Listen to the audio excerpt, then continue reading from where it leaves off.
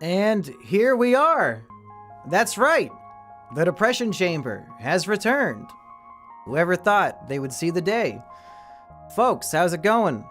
It's been a hot minute since I've done the Depression Chamber and since I've done really a stream on this channel at all. If you recall, the last time I streamed on this channel was last Christmas, and I was reading the Quran, and I think I tried to eat a page of the Quran and then ran to the bathroom to vomit, and I have not streamed on this channel since. So let's see how the chat's doing. How's it going, folks? I don't know how delayed it's gonna be. Obama Gaming? No, that's a different channel. That's not me. Where do I submit Depression Chamber stories? thedepressionchamber@gmail.com. LS Mark! I hear that you're really into Family Guy now, Mark. Thank you for joining the light side. Well, folks, for those of you who don't know, the Depression Chamber is a special show where you, the viewer, submit your stories to me about dealing with depression or anxiety or really any mental illness, stories of abuse or neglect or really anything that would land somebody in the Depression Chamber. And we all come together here to read these stories and get from them what we will. Sometimes we try to give advice, but I don't know if you followed my life story too closely. I don't know if I am qualified to give anybody life advice. Ban anybody trying to give me life advice. So, but the chat usually gives some pretty good life advice that you should definitely listen to. Can you turn the music down a smidge? Sure. Just for you. Hopefully that's a smidge enough. But what we're going to do today is I opened up my Depression Chamber email, which is thedepressionchamber@gmail.com, and you can do a Control F search of all your emails for specific keywords. So I typed in Christmas. So every story that has the word Christmas in it is now in a list in front of me, and we're just going to read those ones. And to make it a little bit fun, let's do a bit of a drinking game. Every time we read the word Christmas in a story, we all have to take a drink. I'm just drinking black tea here, so use whatever beverage you prefer. And we've got a couple hundred people in here already, so let's not waste any more time on me, because this show is not about me. Let's start off with a story called How My Trans Spurg Ass Ruined Everything. Okay, this one I've got to hear. Hey Jimmy, I don't know if this email is still used for the Depression Chamber, but I need to let all these years worth of shit out. This will also be long as fuck, and I also have really nowhere else to spill all of this. If you do read this, can you keep me anonymous? I also want something left as a collection, as a recollection, or recollection, of my shit life somewhere. This whole shit show starts way back in 5th grade. I grew up with split parents my whole life, an extremely poor mother and a semi-stable father. I ended up in the slum elementary school. I had a close knit of friends. I'll be keeping everyone anonymous, as even if some of them are shit people, I don't want this anywhere near them.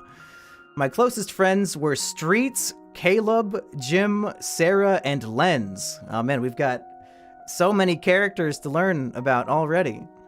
Streets was a taller, nerdy guy obsessed with anime even at 11. Caleb was a quiet and cold guy. I didn't really talk to him much. Jim and Sarah were twins and huge My Little Pony fans. Uh-oh.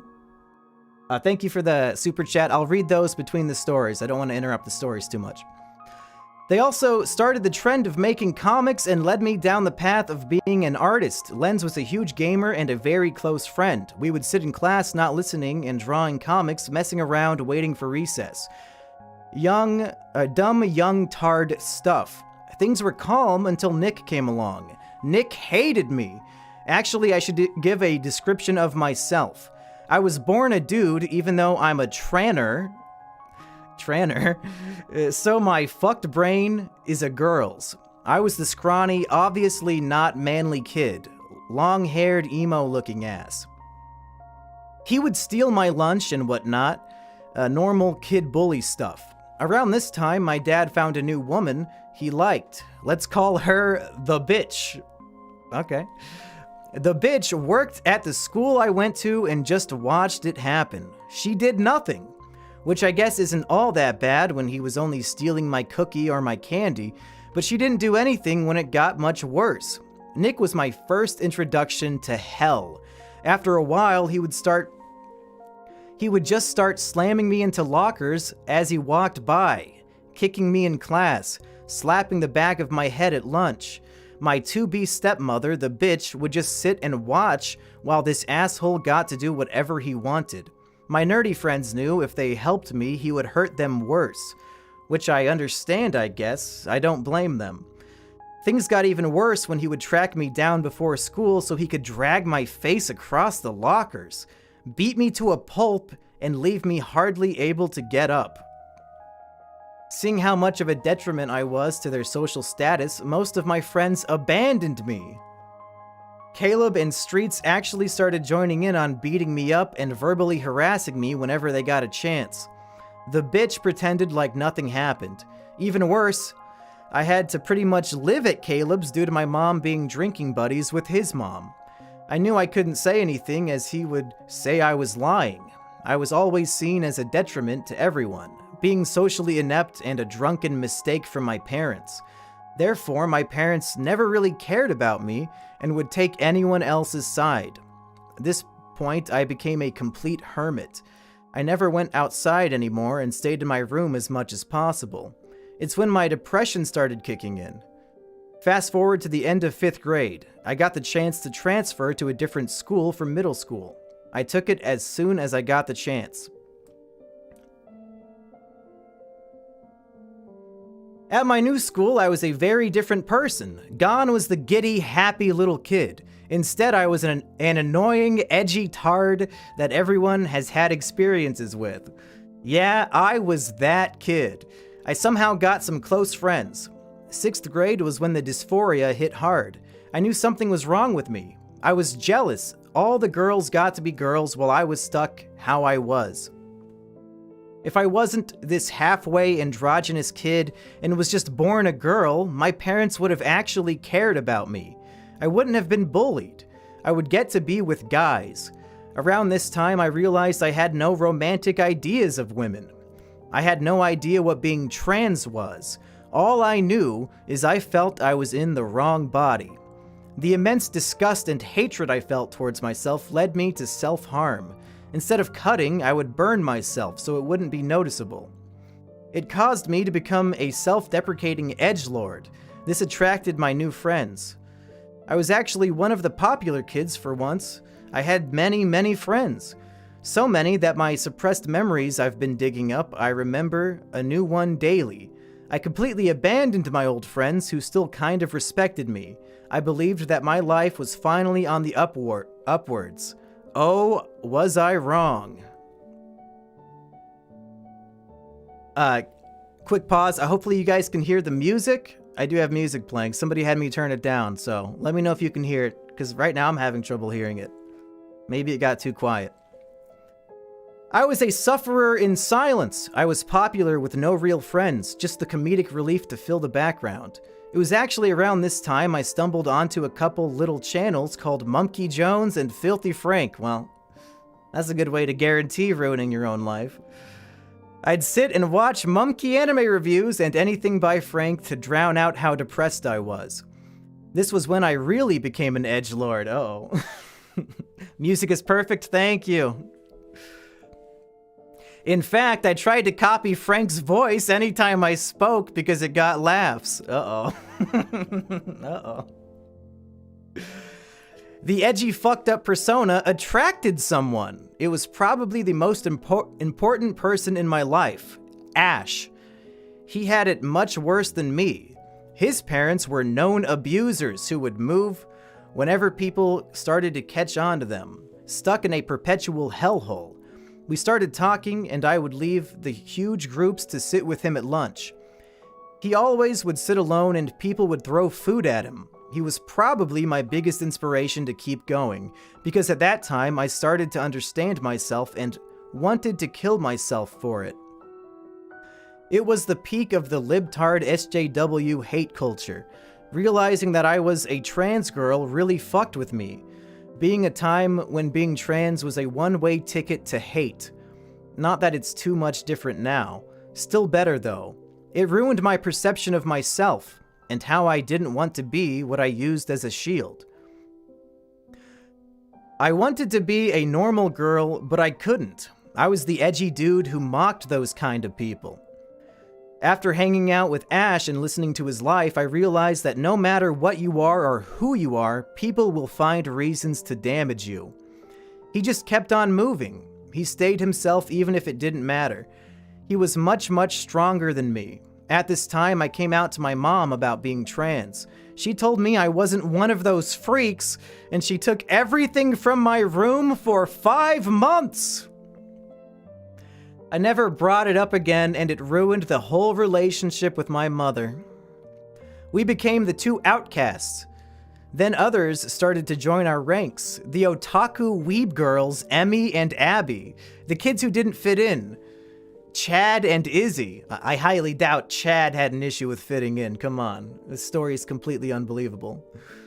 Then there was the super religious kid, Ken. Then finally, Kenny, the one black kid who would let people say the N-word. Uh-oh. There were more, but I didn't hang out with them much. Life looked good. Things were great. I was doing everything I could to try and drown out the depression and dysphoria. I thought it was so great that because I couldn't self-deprecate as well, I might as well mock others. How else would I get laughs? I needed the laughs. The only thing holding me above the people who got bullied was laughs. I was popular because people thought I was funny. Popular kids don't get bullied. Things were better than elementary school. I can't lose what I have. That's when I found a primary target. Uh-oh. The bullied is about to become the bully.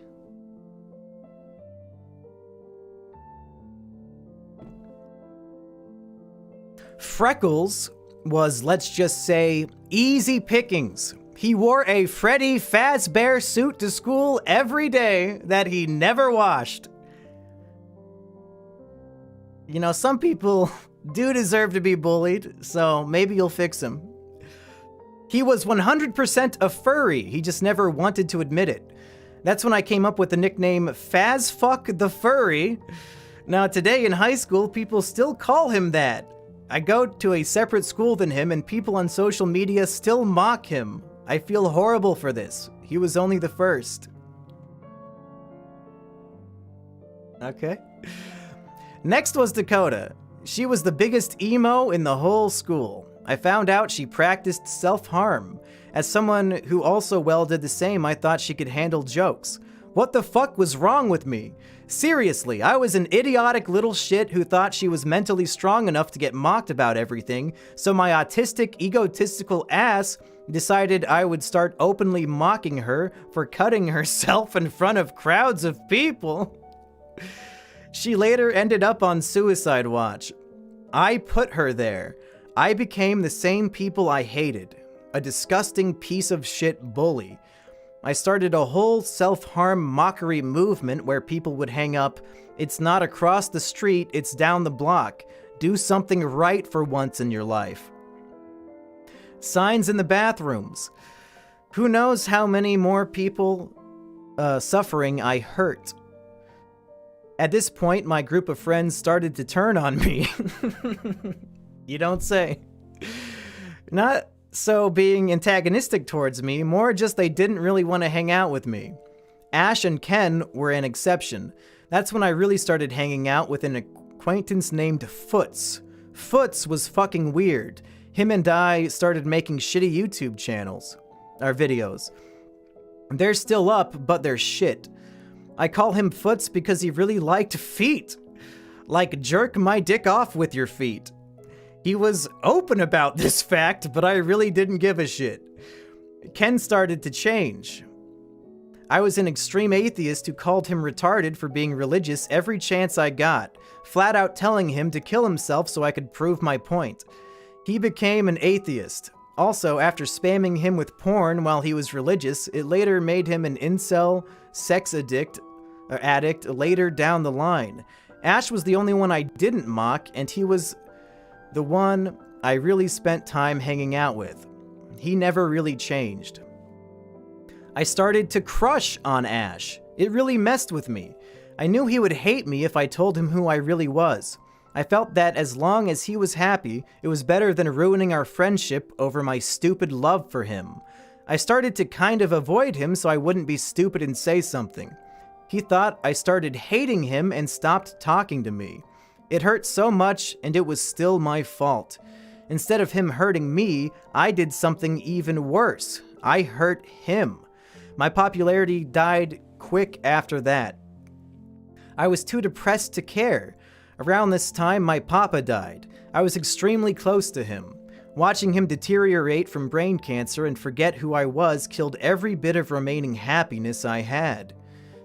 It was towards the end of the year when I really started hanging out with Emmy and Abby.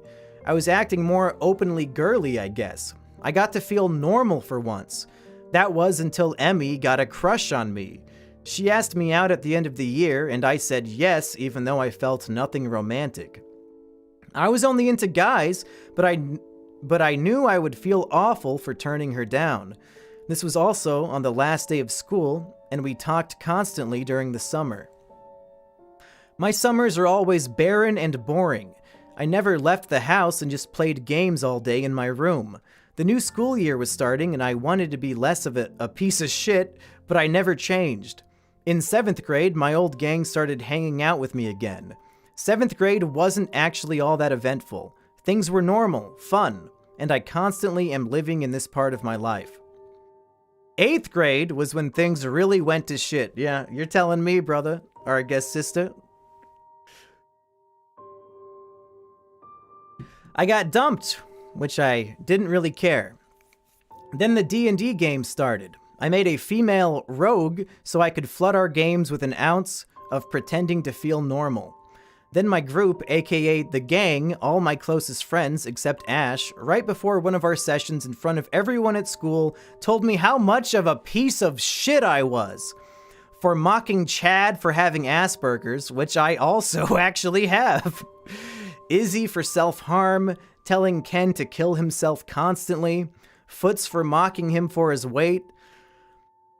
Is this really what happens when 11-year-olds watch my videos? This is who they become? Maybe I've made the world a worse place for having made monkey videos. All these poor people got bullied. Foots for mocking him for his weight. They made me a villain in front of the whole school. A piece of shit to target. Not that I wasn't. I was devastated. The people I was always with, the only people who truly made me happy, where I felt like I mattered, told me how much of a worthless piece of shit I really was and to stay away from them. Right after this is when Nate and Kennedy came into mine and Ash's life. After my devastation, having people be nice to me while the whole school saw me for the piece of shit I was made me instantly attach myself to them. They were predators that lured me right into their trap. Kennedy sat next to me. He would rub my back in class. Kennedy's a man? Or a boy? I wasn't really there at the time and didn't question it. After a few weeks of that, Kennedy followed me to one of the bathrooms after school. He pushed me into one of the stalls. He told me how much of a cock tease I was. He took me not saying anything back rubs as a sexual advance, even though I was fucked up mentally at the time and wasn't really ever there. Being the weak shit I was, he held me down while trying to undress me. The gay guy, who I thought was just trying to be nice, was about to rape me. I somehow was able to kick him off and get the hell out of there. That wouldn't be the last thing he would do to me. I later went to hang out with Nate. I opened up to him about what happened and was crying like crazy. He started calling me a disgusting faggot. He told me he knew I was off, and now he had what he needed to make me even bigger of a laughingstock. I begged and pleaded him not to tell anyone. He started blackmailing me. I had to give him money weekly. The fucktard just wanted drugs and didn't want to have to pay for them himself. Things were going rapidly downhill. A few weeks later, I walked to the bridge near my house. It goes a bit above a highway. I was going to jump off and kill myself and get it over with. I don't know if it was fate or God or some universal shit, but Ash was there. We started talking to each other, and somehow we both talked each other out of ending it. I didn't know he was also planning to kill himself at the same time I was. He still doesn't know he saved my life that day. Kennedy kept groping me and rubbing against me outside of school because the fucker didn't get I wasn't into him. He disgusted me, but I was too worried about hurting people again. I never did anything. Around this time, Ken started talking to me again. We have a Ken and a Kennedy, it seems. We became extremely close friends, two people stuck in the shit venting their shit to each other. We became super close friends. We were both really into game development and planned on going to Full Sail University together. As 8th grade started to end, Ash's parents immediately packed up and moved to Montana, as me and some others had reported them to CPS and they ran away, taking Ash with them to whatever hell he's still in. I've never spoken to him since I don't know if he's still alive. I never got to tell my true feelings to him. A day never goes by that I don't have to hold back tears when I think about how I never got to tell him how I felt. He was and is the only guy I've truly loved. High school, I really started using Discord. Uh-oh, that's a big mistake.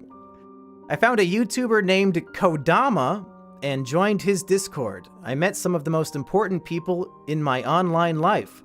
I gradually started spurging out and spilling out all my toxic shit and got everyone to hate me. Eventually, I left.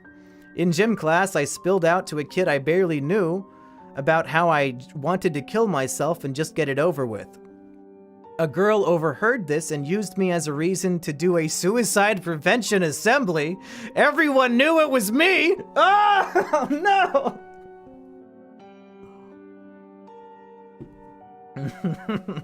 Oh, no. I was the depressed kid who talked to almost no one. My only friends at the time was Ken, and he went to another school.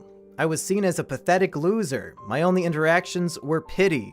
During this time, both sides of my family became born-again religious extremist Christians. I knew I could never tell them I was really a girl and was into guys. I probably would have been fucked if they ever found out, which partially they have. Most of 9th grade, nothing happened, until I broke down to an online friend named James. He later started online dating me out of pity. He then dumped me after my pathetic ass got too much to handle. I was too clingy and broken. This was around the time I started taking pain pills so I could numb my pain. I didn't become a full addict, but they became a problem. It was a true hell to get off of them. Ken and I started smoking weed daily. Every day during the summer we were out getting stoned. Then 10th grade came around. Last year was probably the worst. My dysphoria went haywire. I had daily mental breakdowns. I was a complete mess. Drugs were the only thing keeping me sane. Because I got moments of reprieve from the self-loathing, isolation, and mockery. I then met Mickey. He asked me out because he found out I liked guys. I took him up on his offer. This was one of the worst choices of my life. Not being all that mentally there, I was easily taken advantage of. He spammed me with dick pics. Every day there would be 20 or so of them. I mean, once you've seen it the one time, how many different angles of the cock are really gonna give you new information?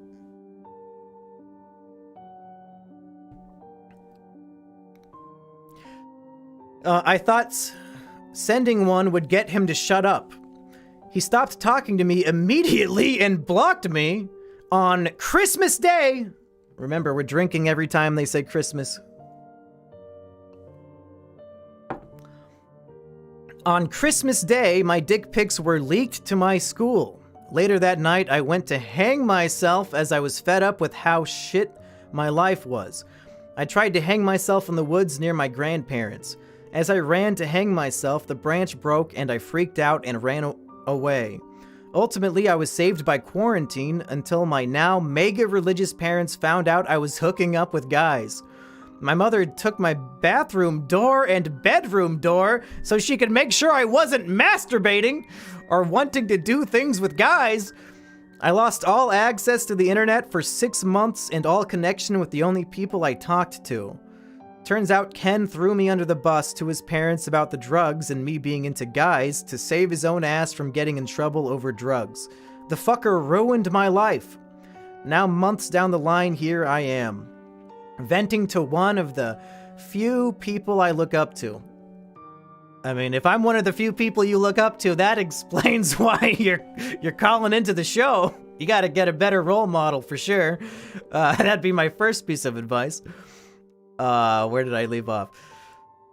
Venting to one of the few people I look up to. If you are reading this, Jimmy, Mumkey, Tyler, thank you. You've given me much reprise from my shit life. I know I'm just some dumb trans Aspergic idiot that will never really matter in the long run.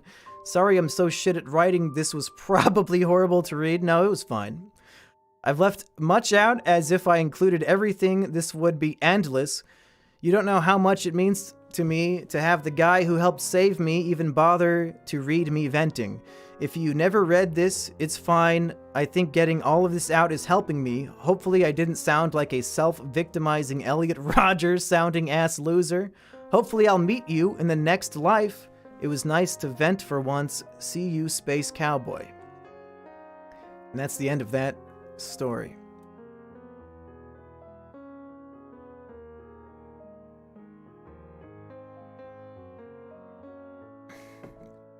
You guys like this Black Hole Sun playing in the background? Okay.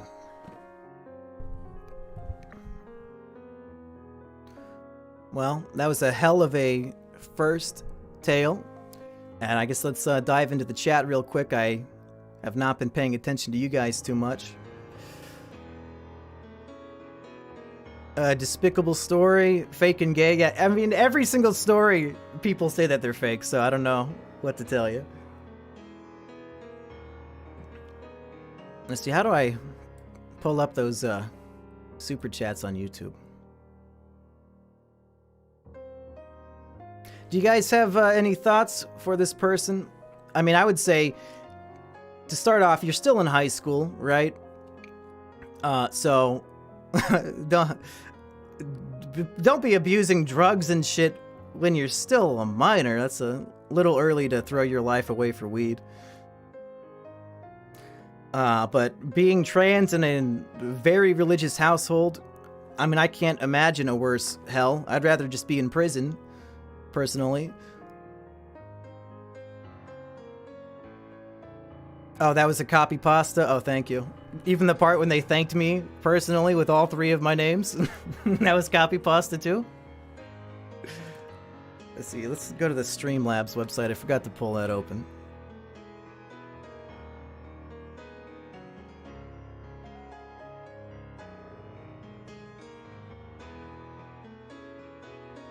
If it will let me sign in.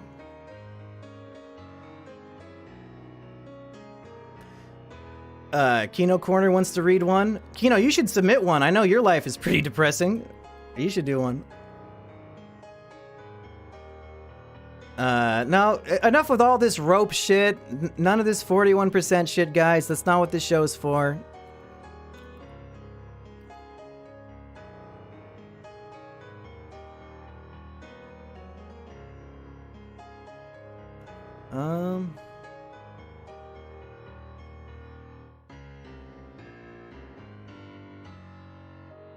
There we go. Okay, I'm going to read off the super chats we got during that story. Toot says, hey, Mumkey, watching this instead of spending time with my parents. Awesome. Baron Von Brunk says, here we go, UFO. Schooled says, hoy there, primate. Happy Spike in rope use holiday. Thanks for keeping me from ending it all. Proton Frog says, last time you streamed, I didn't have a lying ex-GF who left me for a black dude. Are you going to stream on Twitch? Do you still need an editor? I'm probably not going to stream on Twitch because I find them to be morally bankrupt, and I hate that platform more than anything.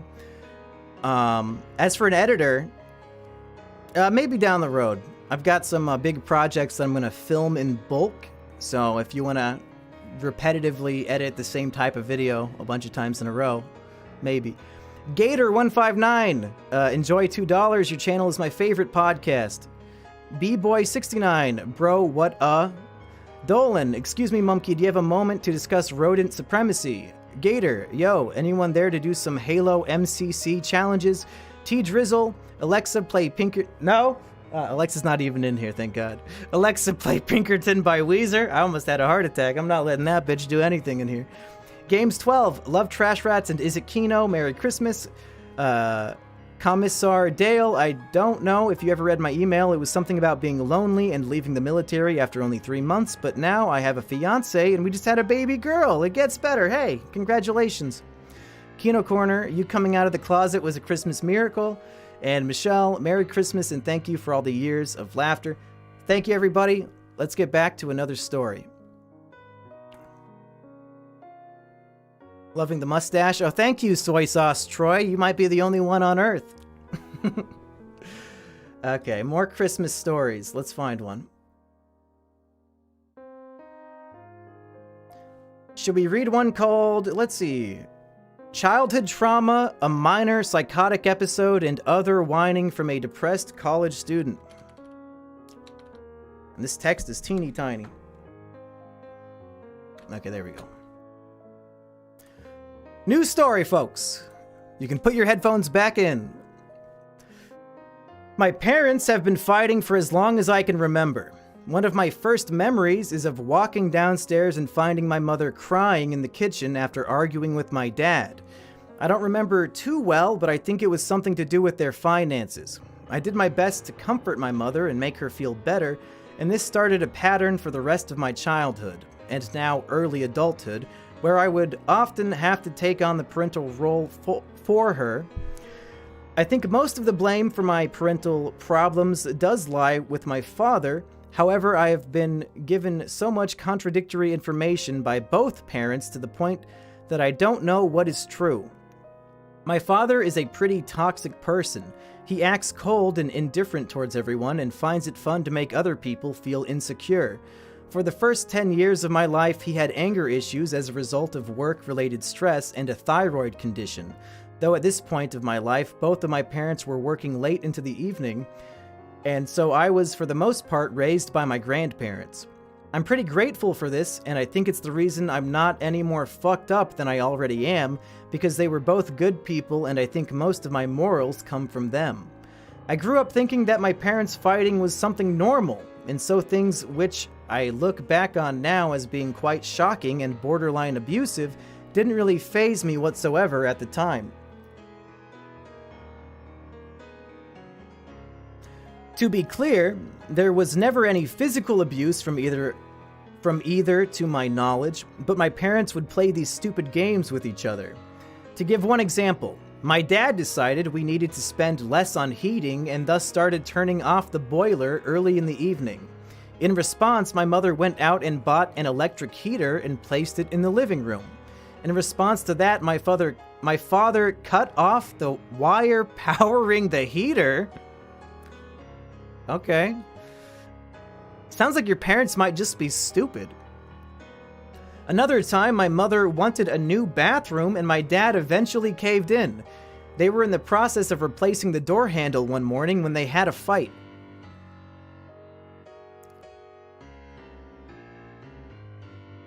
Where did I leave off? This is like a huge wall of text. If you guys send in a story, please use paragraphs, so if I look away for 1 second, I don't get lost.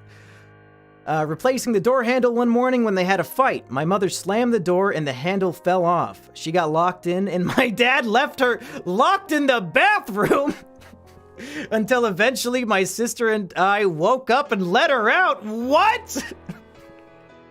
Okay.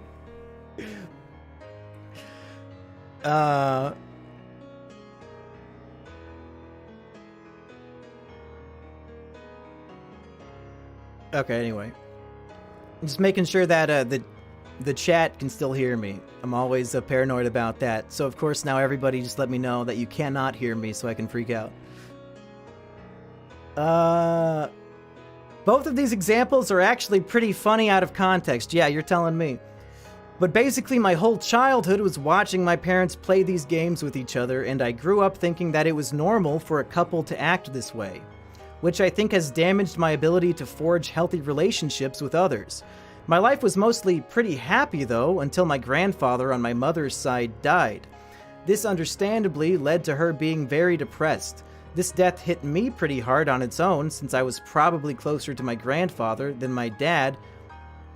But on top of this, I was having to comfort my mother since she wasn't willing to go to my dad for emotional support. To his credit, my dad was pretty understanding about the whole thing from what I can remember, and took time off work to look after me and my sister so she could visit the hospital. But regardless, it understandably hit her very hard and she developed a drinking problem during this period. I was 11 at the time and just starting secondary school, and we were moving into a new house, so it was a pretty crazy period. The house was a wreck when my parents bought it, and so my mother refused to move in until the house had some work on it. For about 6 months, my parents were living separately from each other. I was living with my mother in the old house and my dad with my sister in the new house. I was very much against moving house, and I think it was at this time I first felt anything like depression. As suffering a family member's death, dealing with my mum's, this must be a British person, dealing with my mum's emotional issues and leaving the house I'd lived in for 10 years was pretty tough. Secondary school, yep, very British, was not a good experience for me.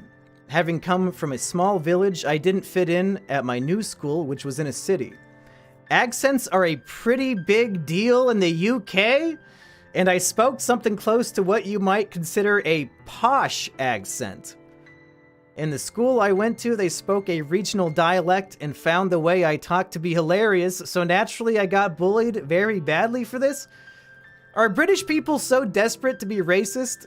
And it's just like a big conglomerate of white people, so they just start being racist against the other white people as much as they can? Is that what's going on here? You fuckers, it's not enough you try to take over the whole world, now you gotta shit all over each other? Monkey, I have more pubes on peen than you have a facial hair? Well, you should probably shave your cock then. I don't know if it's supposed to grow that much on your dick. It's supposed to kind of be around it, I think. I don't know if it's supposed to be like a hairy penis.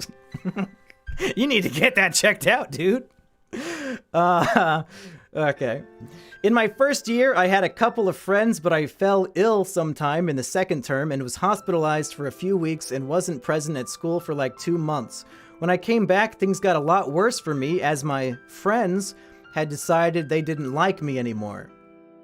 I'd come out looking very sickly. I had hardly eaten, and so I looked like a skeleton. My skin was sheet white and my hair in dreadlocks. I started experiencing physical bullying at this time and had my books stolen from me. My bag egged, coins thrown at my head on the bus, and received death threats from some guy 3 years older than me. Again, I'm still 11 at this point. I had kind of developed this complex at this point, I think I inherited from my father, that these problems were somehow my fault, and I developed a lot of self-hatred which has never really left me. I went to my parents and the school about the physical bullying, and I got the same answer from both, that I should just ignore them and try to avoid them. The guy who sent me death threats did get expelled though, which is nice. My second year was pretty uneventful. I had 0 friends and just went home to play video games every night, and developed an eating disorder. After coming out of hospital, I was very skinny, and to make up for this, I started eating a lot more, but then found myself comfort eating to help myself feel better. After realizing I had become fat, I started starving myself, fasting during the day and vomiting up most of the meals I did eat until I reached the point where I was severely underweight again. This is a pattern I've followed for the last 8 years. I pretty much have body dysmorphia and think that regardless of what size I am, that I'm too fat. But generally, once I reach a weight that I feel happy with, I end up eating more again and repeating the cycle.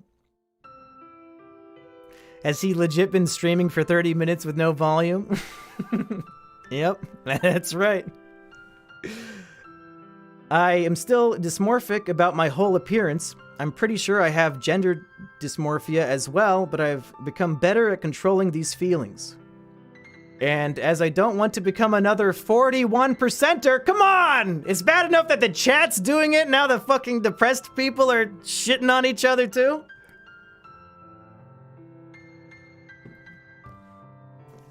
Yeah, I'll unmute. Okay, where did I leave off in this giant one big paragraph? I don't want to become another 41%er.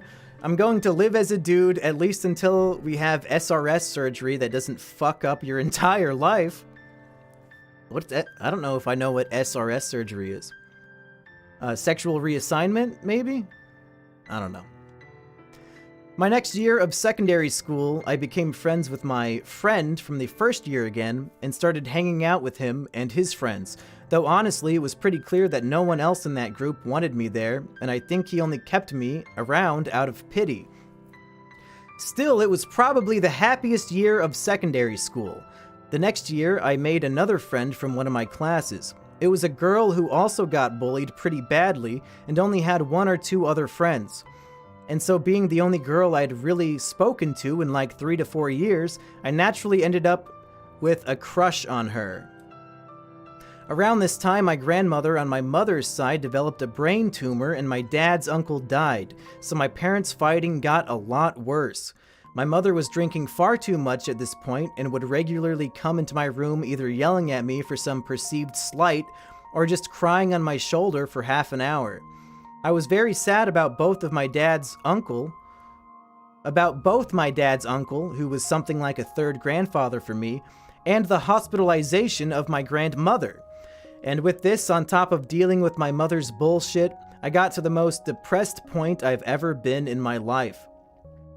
I started starving myself again, and reached a pretty dangerous point. I managed to give myself amnesia, which I still suffer from, and was passing out. Oh no, that's not... Anemia! Thank God, I was like, hold on a second, that doesn't make sense. Okay, backtrack.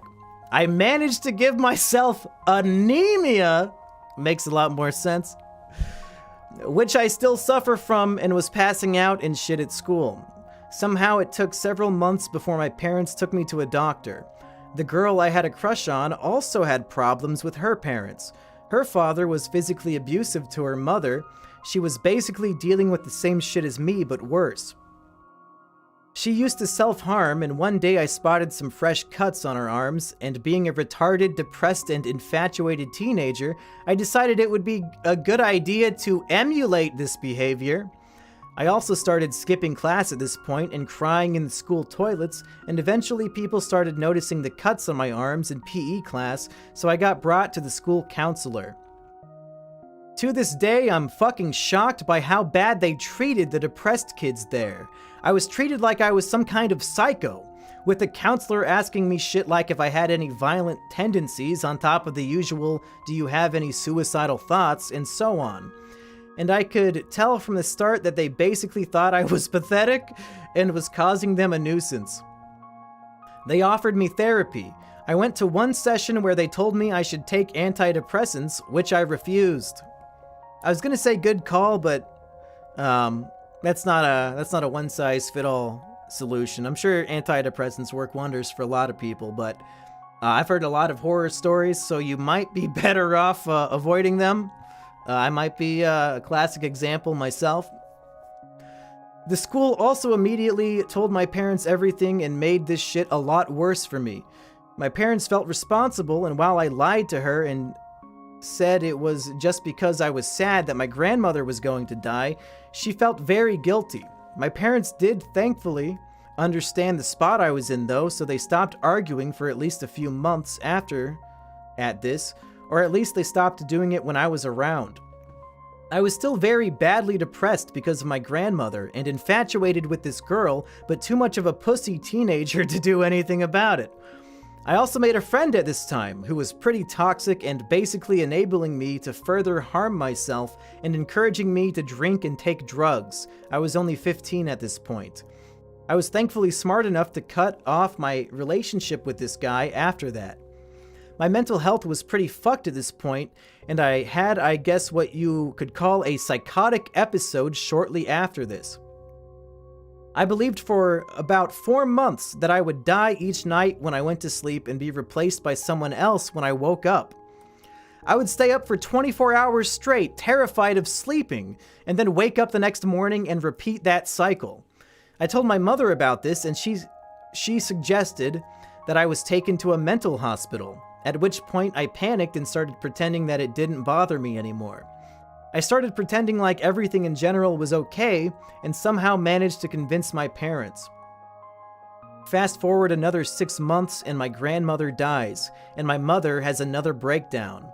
This time not as bad, but I do remember one of many evenings which will always stick with me, where she came into my room lashing out and yelling about how I hadn't done the dishes or something, and I boiled over and started yelling at her that she was useless and a bad mother, at which point she started crying and I had to comfort her.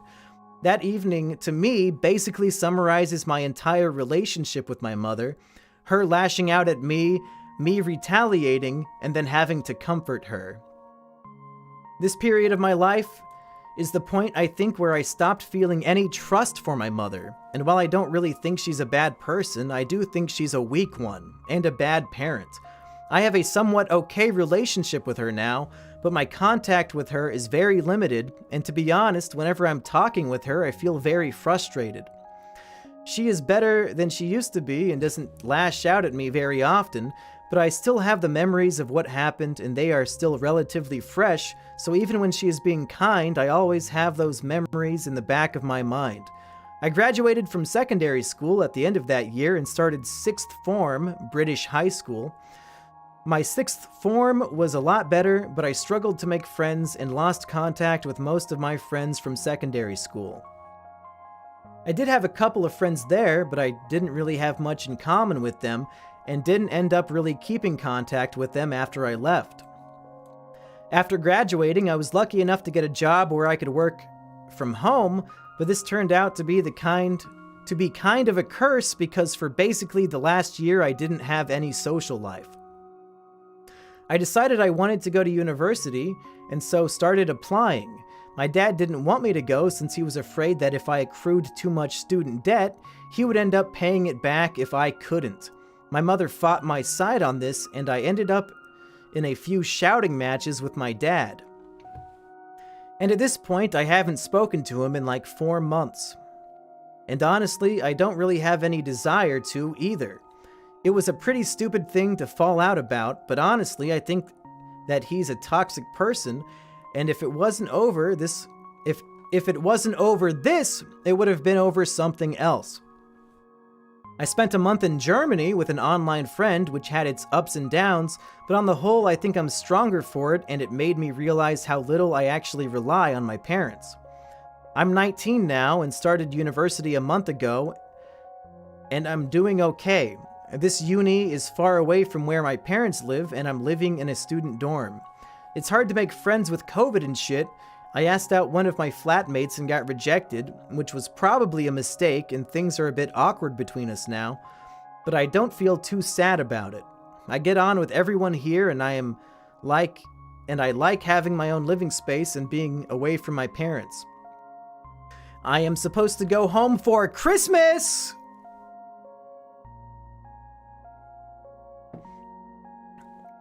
To visit my parents, But a part of me wants to just never see them again. But I still feel kind of responsible for them in some way, and my sister, who is probably dealing with their bullshit instead of me right now.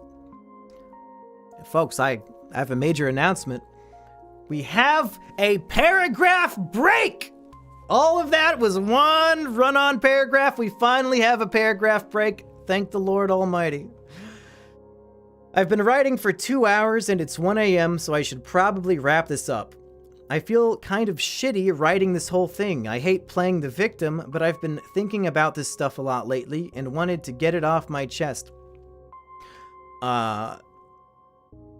This show is anonymous, right? So you can't really play the victim as an anonymous person because you're not seeking personal pity from other people. Nobody knows who wrote this, right? So think of this more as a diary and less of, I think it's fine to vent like this. I think it's actually pretty healthy. You shouldn't worry about playing the victim when you're just describing your life in detail. Anyway. I hate playing the victim, but I've been thinking about this stuff a lot lately and wanted to get it off my chest. I don't think my life is at all that bad compared to many people. My trauma is pretty trivial, and I know most of this is just run-of-the-mill mommy-daddy issues, but while not wishing to sound too dramatic, I kind of feel like I've never had a healthy relationship with anyone in my life. My relationship with my parents sucks, and my friends either encouraged me into self-destructive behavior, kept me around out of pity, or used me and left me when they didn't need me anymore. I have pretty bad abandonment issues and difficulty trusting others. I am not really socially anxious anymore, so I think that going forward I will be able to make new and hopefully healthier connections, but I worry that I project my past traumas onto new people. I am pretty self-confident in my academic abilities and think I do have some talent in music and art, which I'm proud of. But I am still very insecure when it comes to other people. I feel like for most people, making friends / getting into relationships is the easy part of life, and then the hard part is finding a purpose, finding a job which you enjoy and some kind of meaning for your life. I know what I want to do and have a purpose, so I feel I am more prepared for the later stages of life than most, but I have so far failed in the area which most people find easy. I must accept some personal responsibility, as there are things I could have done better to maintain friendships, and I have pushed people away in the past when I was dealing with other shit. I guess if I have any advice to ask, it would be, how can I learn to trust other people and get past my insecurities about my relationships with others?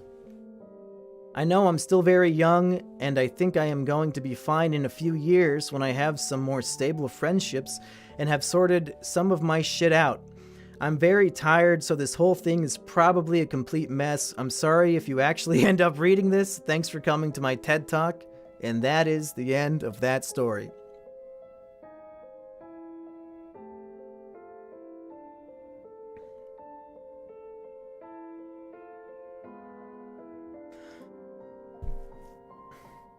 Oh shit, the mic is muted! What?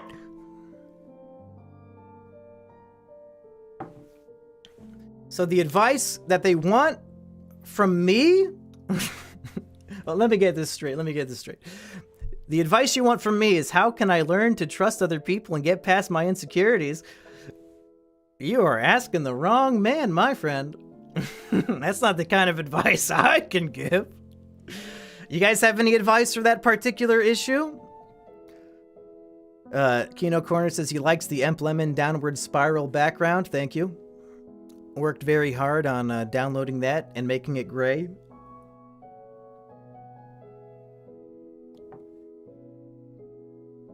Say Santa, but instead of Santa, say I vented and I'm the sussy imposter. I don't get why these guys think they're weak when they had to parent their parents. Yeah. I mean, that's something, that's some food for thought. Most people's parents I don't know if I could say most. I'd say a good number of parents are actually pretty good and take care of their kids and love them and stuff. And unfortunately, this world is like 60% shitty people, and those shitty people end up fucking each other and making kids and then being shitty to their kids. So the fact that you have survived having parents who fight all the time, parents who are perhaps more mentally strained than you, and that you would have to comfort them even as young as 11, I think you are much stronger than you give yourself credit for. I think that comment in the chat was very intelligent, really. But as far as getting past insecurities, I think that also, I mean, you admitted that you're still young at 19, but getting past insecurities does come with age. I don't know if there are too many 80-year-olds who are like worried about how they look or how popular they are, you know? Maybe I'm wrong about that. Maybe when I'm 80, I'll be, oh, I gotta get that wrinkle cream on. I mean, look at me right now, fuckers. Look how, this is how I look all the time. You think I'm insecure? I'm over it. At some point in your life, you just accept that this is the disgusting body and face that you're stuck with, and you just fucking go with it, dude. That's the secret. You just gotta accept it. Oh, Nathan says that was another copy pasta. God damn it. Okay, I'm gonna read the super chats and then we'll find a new story.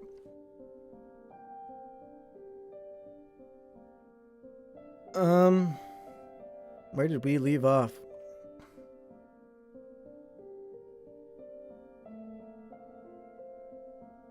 Nutticus says, let Kino Corner read one. Toot says, can I tell her to 41% herself since you know?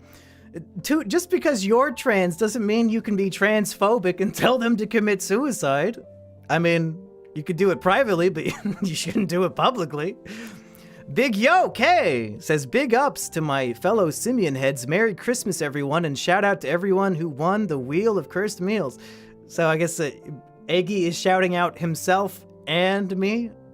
And I guess Biggs did win one episode, I think. Yeah, Biggs won one, right?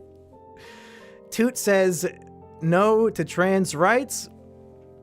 Proton Frog says, check your Twitter DMs. I'm interested in editing. I'm studying in some graphic design, but mostly video editing with Premiere and After Effects. In that case, I have some video series coming up. And if we could get you to like help us make like intro stuff, like if a video series has like maybe a 20-second intro, you would want that to be pretty polished and cool since you're going to use it in every video. So yeah, I think I could definitely get some help with that, because speaking of Eggy, he's going to be here in about a week, and we're going to be filming some delightful videos for all of you to enjoy here on the Simian Jimmy channel. Quick Slick says, Merry Christmas, Mumkey. I love your movie review podcast. Thank you, Quick Slick. Everybody, if you don't know this, I have a second channel called Simian Jimmy's Treehouse. And you might think, wow, Jimmy, you sure haven't posted any YouTube content this year. Au contraire. I might be wrong about this, but I'm pretty sure the Simian Jimmy's Treehouse channel has had maybe like almost 100 videos this year. That might not be right. It's got to be close to 100. So if you want to hear a bunch of podcasts and other things, go subscribe to that channel. Nicholas donated and said nothing. Thank you. Your pal Paulie says, holy moly, a new depression chamber. Used to listen to these vents when I was still in school and felt empty, bussing home, destined for routine. This was such a nice surprise. Merry Christmas from Paulie Mumk. Thank you, Paulie. Michelle donated $9.99 and said nothing. Thank you, Michelle. Gator says, I don't use Twitter. This is the only way I talk. That's fair. And Toot again says, should I write a depression chamber that explains how I became as transphobic as I am now? You could. Toot, I'll just have you as a guest on my podcast, the Simian Jimmy Treehouse podcast, and you can explain that on that show. I think that's a conversation I want to have rather than just reading your story. Anyway, back to the chat. Oh, we got Classy Star in the chat. Classy, nice to see you again. How tall is Mumkey? I'm 5'1". 5'1" on a good day. If I take off my shoes, I'm down to 5'0".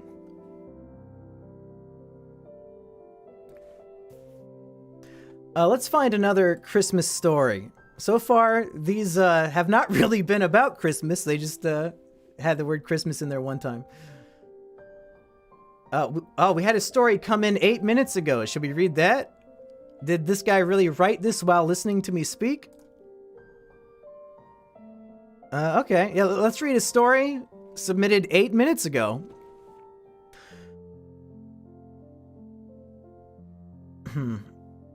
Okay, yeah, it's not... It looks like it's legit. I don't know how he wrote it so fast. Maybe he just resent one from before. Never shave? That's the plan, Joseph. What are your poops like? Oh, you don't want to know. Kino Corner tried to say Mumkey is a midget, but the chat was automatically held for review. Thank God the auto mod is protecting me from his bullying. You have to be at least 5'4". No, I'm legit only 5'1". Yeah, is that crazy? Here, I'll stand up.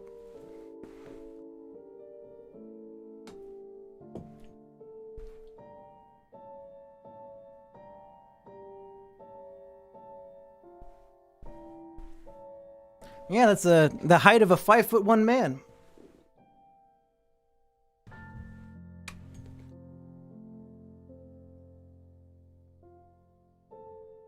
I'm shorter than Gunty. He wishes. This is now the bully chamber? It's always the bully chamber. Okay. New story submitted 5 minutes ago. Recently split from fiancé, very suicidal and depressed. Hi, Mumkey. I've been debating sending you an email for some time. Now seems like the appropriate time. I'm afraid my email will most likely not be as comical or interesting as some of the other ones you get. Well, way to sell yourself short at the beginning there. I'll keep it as brief as I can so as not to bore your audience, thank God. I met my fiancé nearly 7 years ago, and we immediately fell in love. We both agree we are soulmates. We are both very close. She ended our relationship last month because of my issues with depression and putting a lot of it on her. I don't blame her for it. I'm not angry. I miss her terribly. If anything, I miss the companionship and conversation more than anything. We did have sex again shortly after the breakup, so that was cool. We were very sexually compatible. I missed that a lot too. Okay. I tried to commit suicide the day after she ended it. It was comically bad. I wish I could watch it back just to laugh at myself. I set it all up. I was going to cut my wrists with a razor and then phone an ambulance so my ex didn't find me. Didn't want to put her through that. I played my favorite song, pushed down, and the razor only just cut through the first layer. Bled a little, and I thought, fuck. Then I tried to choke myself with a belt, and that didn't work. I must have a thick neck or something. I was trying to choke myself out, but just awkwardly breathing, staring at the floor. I then had the intention of doing it again a few days ago. I was going to cut my wrists with a much sharper blade, down a significant amount of morphine, and also try to hang myself from a tree. Triple threat. I was going to try and make sure. Again, as I was about to drift away, I was going to phone an ambulance so I wasn't just a dead guy found by some jogger. I sent a message to my ex, which I regret, but also don't. I didn't think she'd see it as she was at work. She did and called me and talked me out of it. She also threatened to call my mum, another British person, called my mum, so I didn't really want her to find out like that. So here I am. My ex and I are amicable. I hope I'm pronouncing that right. It's one of those words that I probably pronounce wrong. Amicable. I think that's right. And staying friendly. We see each other for food once or so a week. We exchanged gifts for Christmas and spent Christmas Eve together. So I like that we can see one another. Just the idea of her being with someone else totally destroys me. Jealousy is a less desirable trait of mine that lead to our breakup. She understands I was never abusive, but it wore her down. Now I'm just trying to distract myself. I've always wanted to be a writer. I'm writing something at the moment. Heard of Kurt Vonnegut? He's probably my favorite author. It's very much in the style he would write, but I can't help but think, who would read it? Thank you for reading, Mumkey/Jimmy. I don't have a whole lot of local friends as they moved away, so it's nice putting this out into the world, albeit anonymously. Albeit. I'll try to end this on a relatively comical note and give some of your audience a laugh. I frequent a bar a lot, nice place to read, talk to the staff who I know, good food, etc. There's a girl who works there who was really kind and fairly pretty. She was sat with 4 of her female friends and she came over to me and said, "You're always here alone. Come and sit with us." I said it's fine. I don't want to interrupt. She insisted and was quite drunk. I sat down with them and they were friendly and had a good conversation with them. Then it came up. 2 of the girls were 17 and the other 2 18. They were talking about dating older guys and stuff. Jimmy, I'm 25, nearly 26. I felt like such a groomer. Come on, if you meet girls at a bar, it's not fucking grooming, come on. I messaged a friend of mine and asked if she would call me to give me an out, and they were getting pretty weird. In this country, it wasn't a legal issue, but I personally couldn't date anybody younger than 3 years from my age. It was so awkward. Wish me luck in my maybe short-term future. All the best to you and your audience. Stay strong, everyone. Well, that will probably be the shortest story of the episode. Did he get head? No, he's terrified of having sex with an 18-year-old. Like, get some advice from Keemstar. He'll tell you how to do it. This is definitely a copy pasta, but I'm not sure because your mic is off. Yeah. Okay. Yeah, dating younger is sick. She's basically 5, you sick fuck! Isn't the legal age of consent in the UK birth? I think you're thinking of Saudi Arabia. 16 is the age of consent in UK. How are these 17-year-olds drinking at a bar? What the fuck is going on? The drinking age is 18 in the UK, if I recall correctly. Oh well. Let's find another Christmas story. Let's see, how to ignore... No, I've already read that one. Okay, this one does not have a title. So I guess we'll just jump into it. Mumkey, you've been muted the entire stream. God damn it. Every time.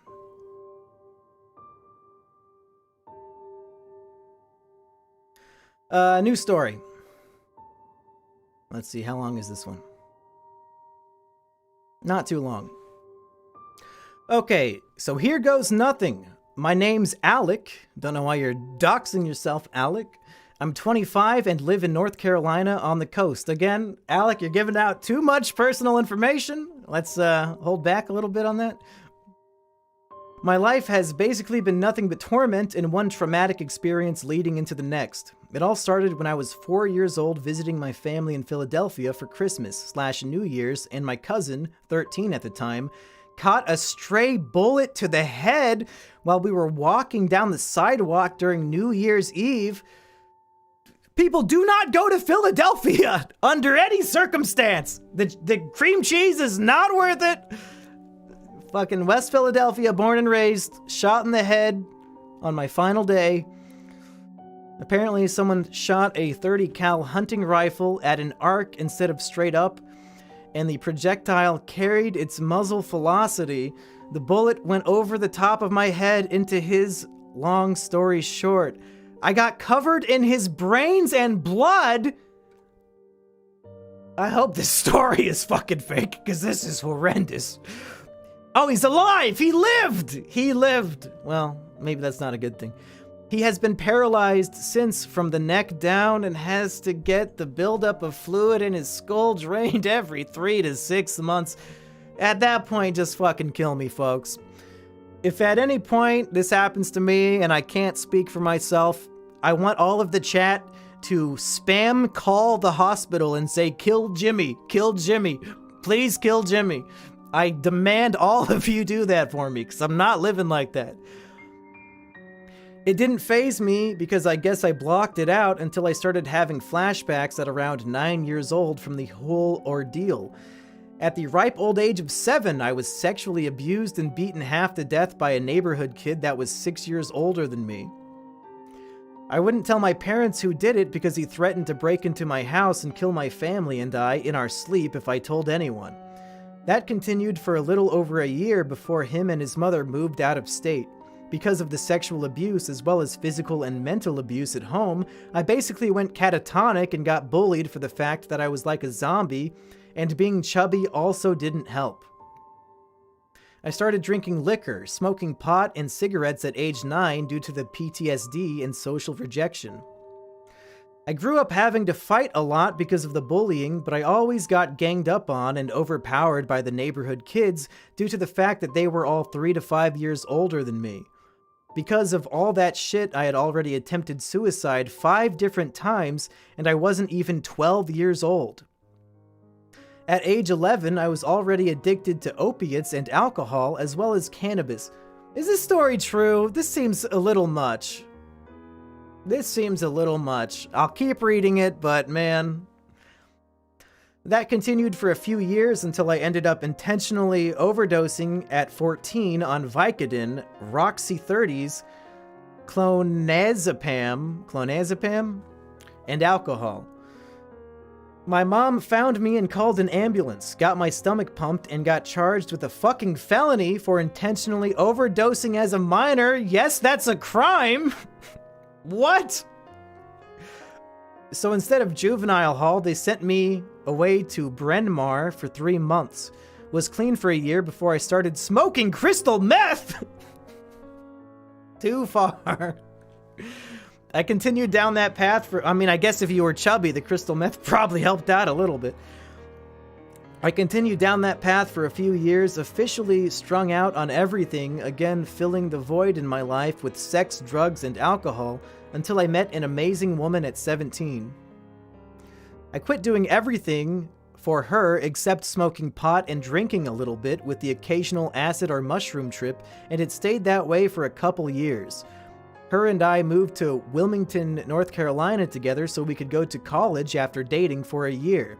I was studying marine diesel mechanics, but ended up dropping out so I could work to pay our rent while she was in nursing school. Damn, diesel mechanic and a nurse? You guys would have been rich if you didn't drop out. Things were actually going okay for a while, and we ended up having a son together after being together for 3 years, and then life hit us like a fucking shitstorm. I can't imagine how it could get worse than having a kid. Woke up to check on Steven. Oh no, I shouldn't have made that joke. Woke up to check on Steven, our son, one morning to find him dead from SIDS, sudden infant death syndrome. He was 46 days old when he died.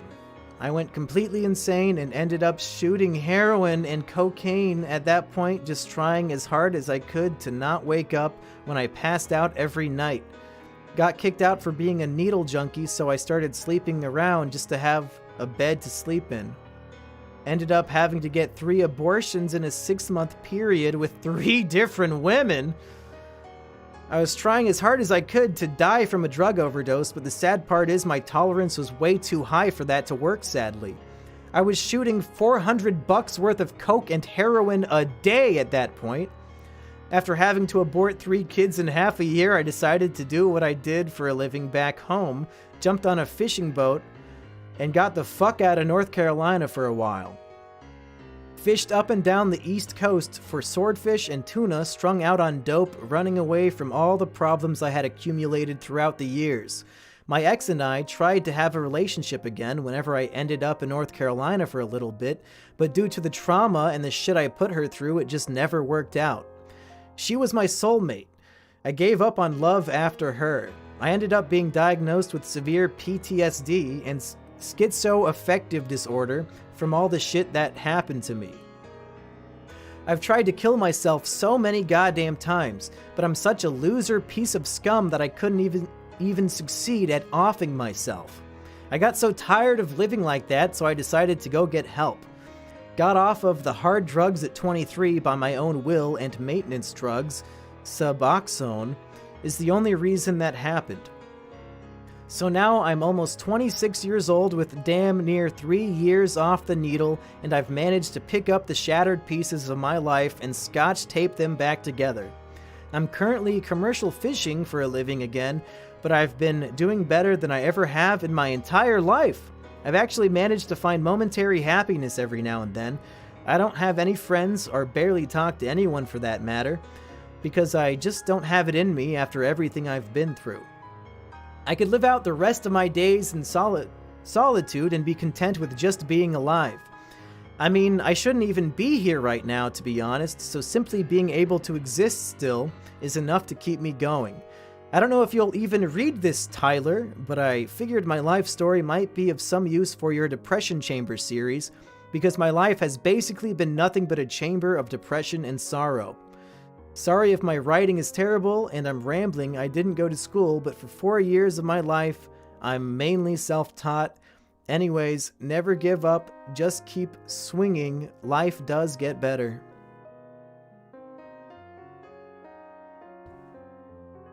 Well, I'm, call me skeptical about the authenticity of the story, but just for the sake of the show, let's pretend all the stories are real. I think, this is a case study that no matter how bad things get, you can still turn it around. I mean, I can't imagine being in a worse state of mind than this guy. 4-year-old watches his cousin get shot in the head and splattered with blood, addicted to, I guess, every drug ever made. Baby dies of SIDS. I mean, this is like, if this was a Hallmark movie, I would say it was too cheesy.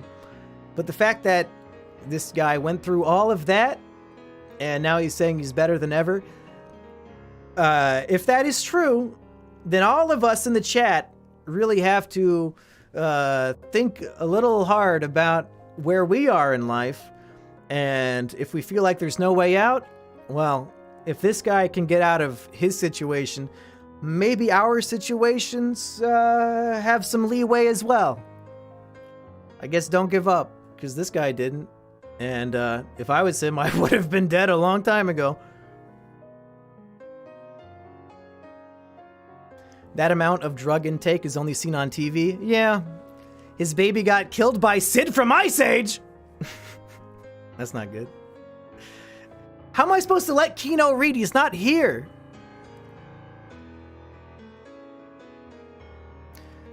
We are all figments of Rusty Cage's schizo-induced psychosis. I wish. Did you read The Depression Chamber of the guy who lost his $5? Yeah, his life fell apart. His girlfriend tried to order a $5 footlong. Those don't even exist anymore. Hashtag let Kino read. If not, he'll keep typing more. I hope he does type more. It's great for the algorithm. Keep spamming the chat, people. I don't give a shit. I'm not even reading the chat half the time. I'll catch up on the super chats and then we'll find a new story.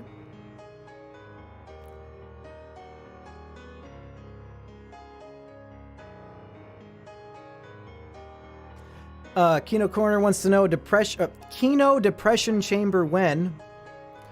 Hoodie says, to be honest, here's how I look at adversity. If you are breathing and still trying to improve your life, I don't consider your life a failure. Never too late.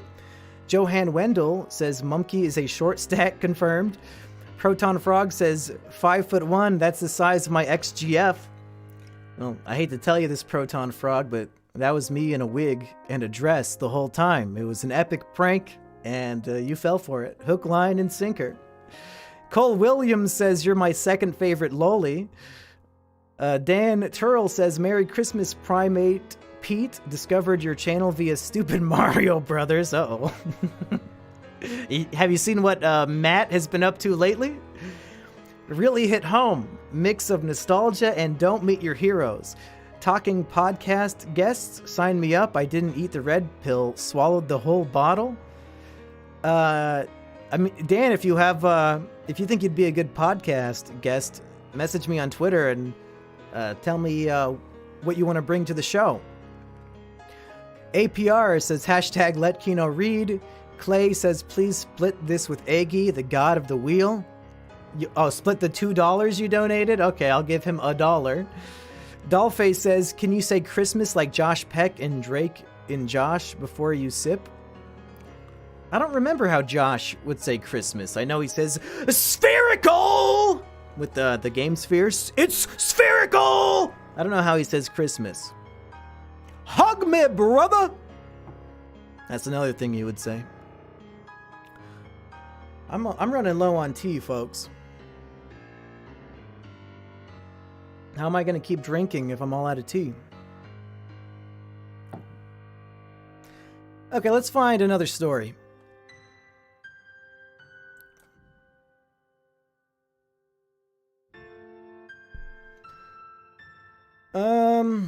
Let's see, I'm going to read the titles. Spurg Girls Countdown to Suicide. Are we going to get a cis girl for once? Cis girl wrote a story? Do we want to hear the depressing tale of a genuine cis female? I don't know. I don't know if we're ready for that as a community. Spurg Girls Countdown to Suicide. And I don't know if Christmas is even... Oh yeah, there's Christmas. Okay, good.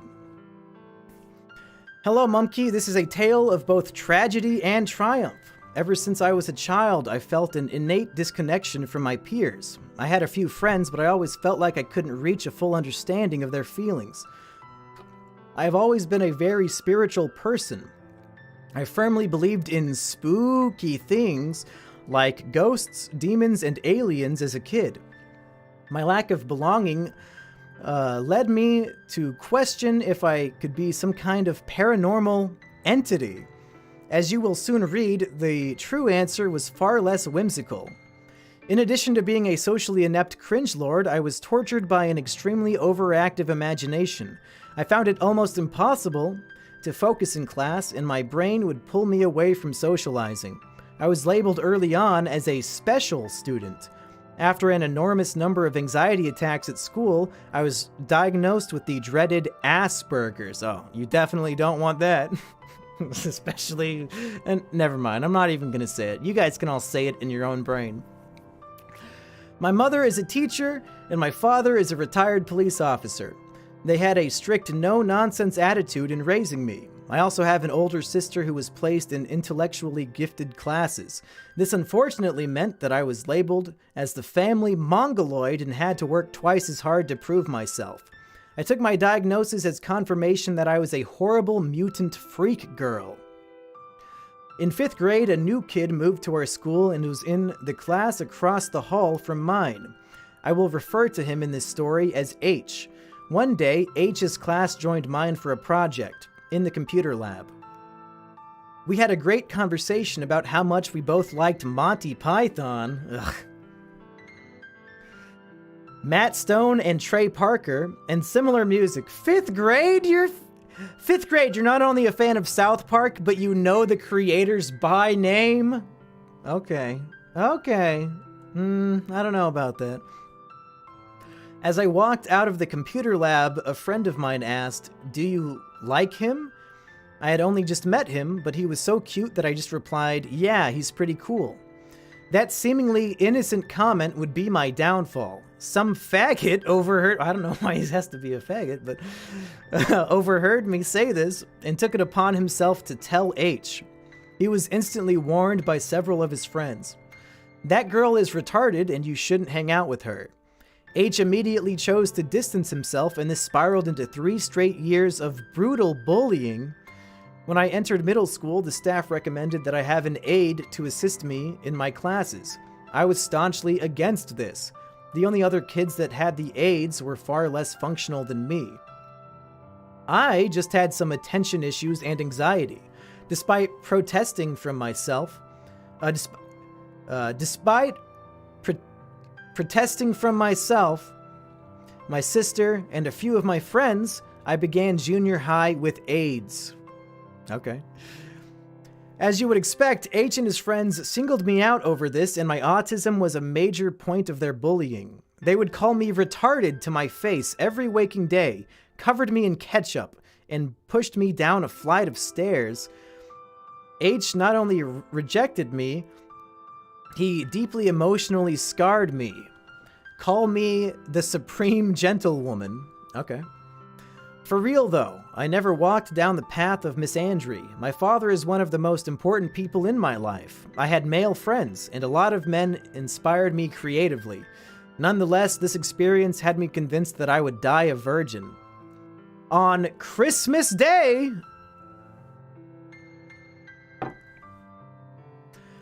in 2008, a brick of text was sent to my Verizon alias. It was an apology from H. I don't remember the specifics, but the short version went something like, "I just want to say I'm sorry for what I've done to you. We don't have to be friends, but I am willing to make amends if you are." I replied saying that I didn't want to be friends, but I was willing to accept his apology and move on. He wished me a Merry Christmas, and we returned to school after Christmas break. 2 more drinks when I'm all out. I approached him and said that I appreciated his text and everything was cool on my end. There was just one issue. He had no idea what the fuck I was talking about. He looked at me dead in the eyes and said, "I hate you and you will never have a boyfriend." That's right. Some sociopath sent me a message on Christmas Day pretending to be H, apologizing just so they could laugh at me. I was astonished that somebody would do this when they should have been spending time with their family. I mean, to be fair, we should all be spending time with our family today, and look where we all are. We're all listening to this shit. On top of all this bullying, I was still struggling to face my learning disability. I would get publicly humiliated and verbally abused by my teachers even though they knew I had autism. My worst subject in school was math, algebra specifically. In October of 2009, my algebra teacher called me over to his desk.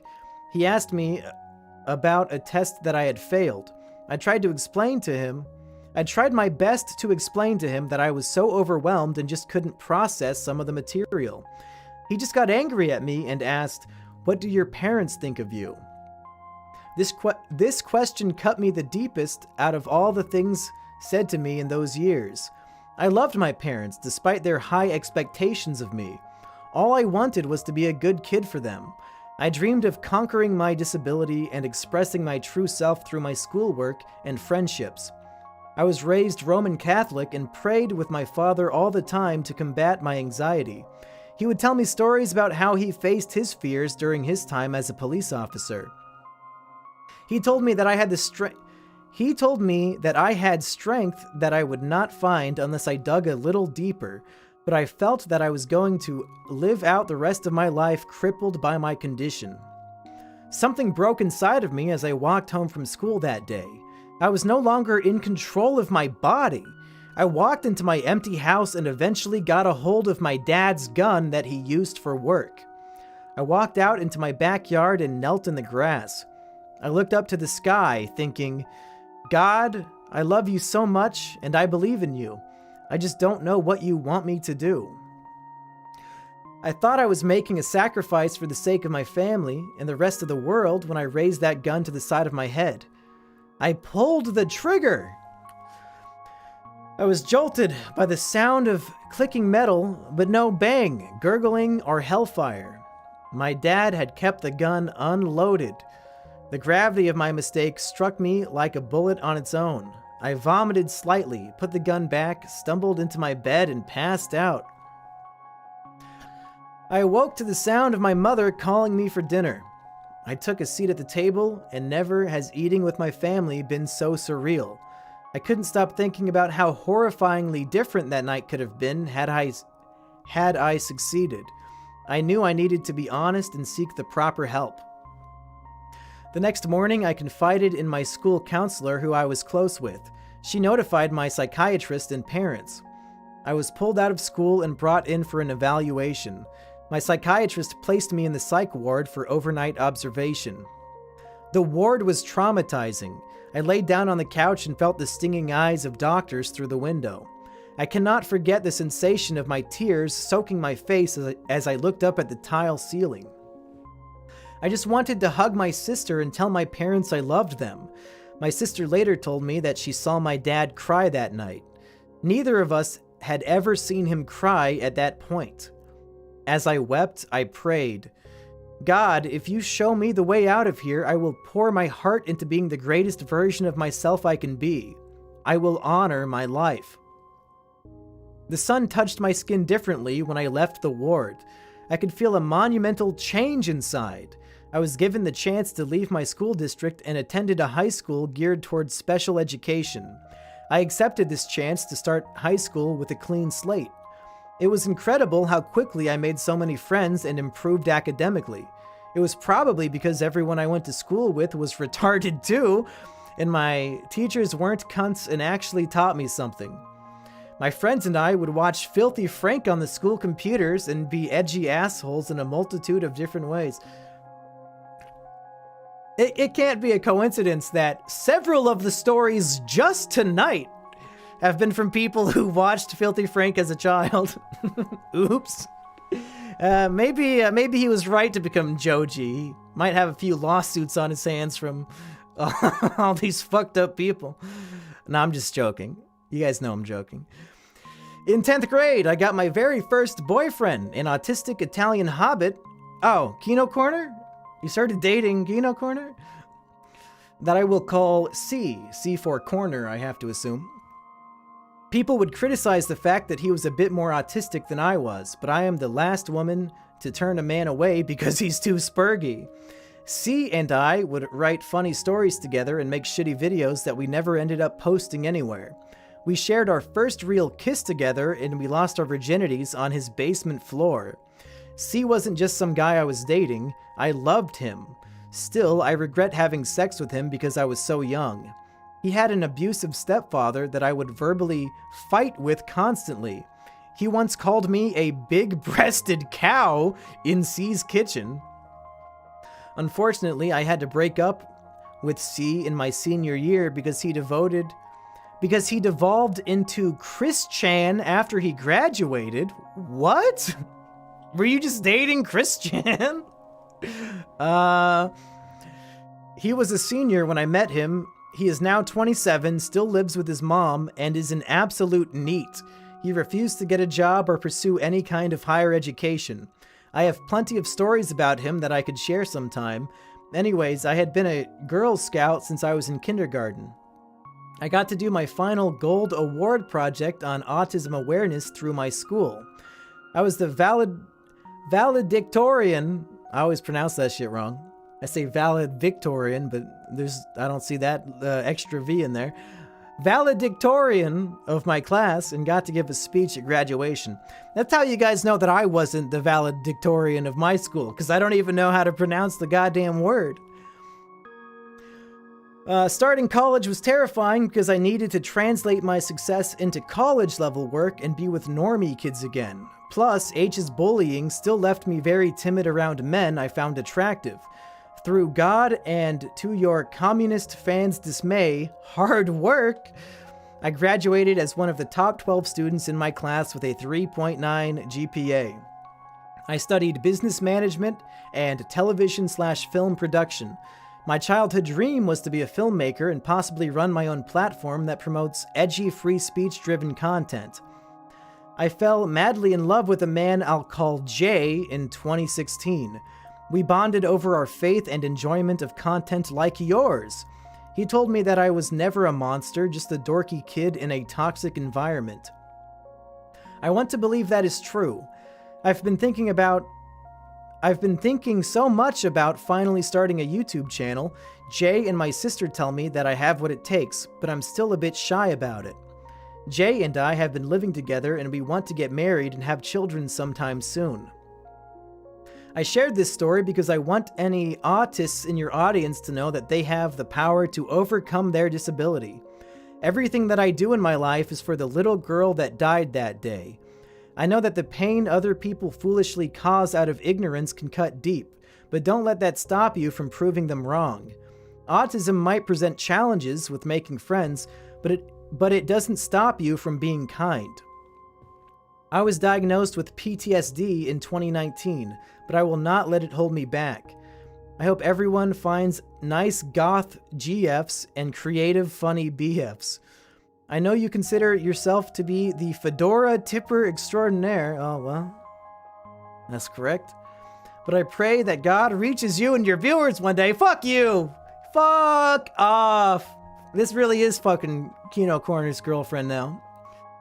My faith in Christ allowed me to forgive myself and my bullies and fight against the spirit of fear/despair. No, it wasn't your faith in Christ. The ability to do that was inside of you all along. You did it on your own. Don't give the credit to God. You did it. It wasn't God. It was not Jeebus. You did it. You deserve the credit, not Jesus.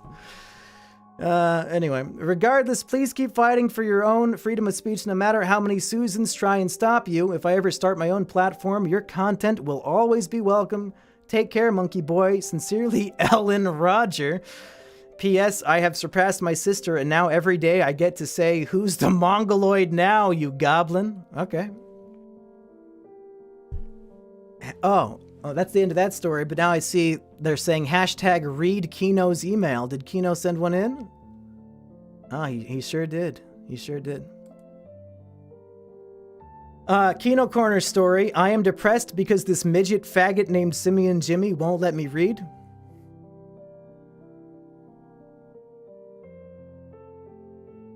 I really wish I had more tea.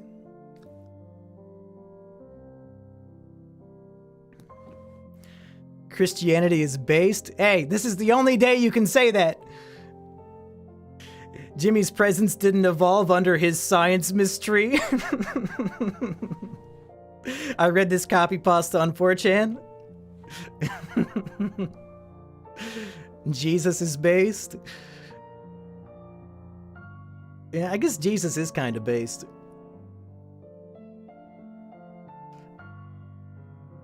They've been spamming that for like 20 minutes. Good. Keep spamming.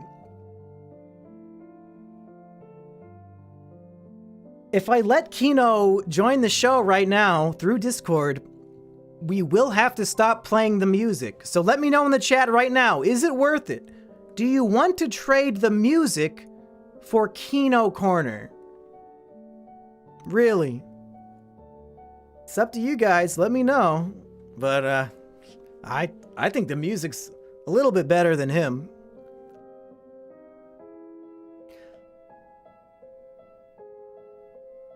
Is he ever going to unmute his mic? Jesus beat up rich people? Yes, no, no, worth, yes, yes, you know. Seen lots of no's.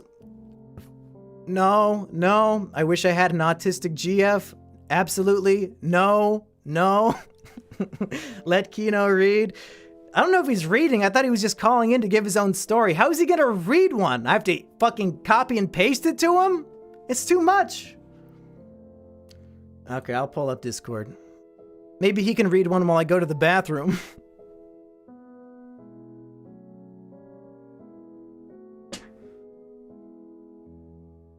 Okay.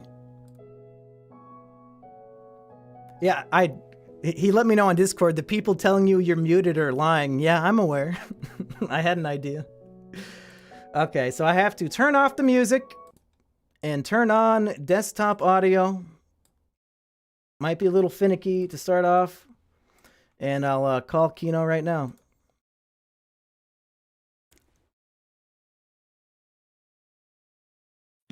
Hey there, Mumkey. Hey, everybody. Can you hear Kino okay? Are we about equal volume?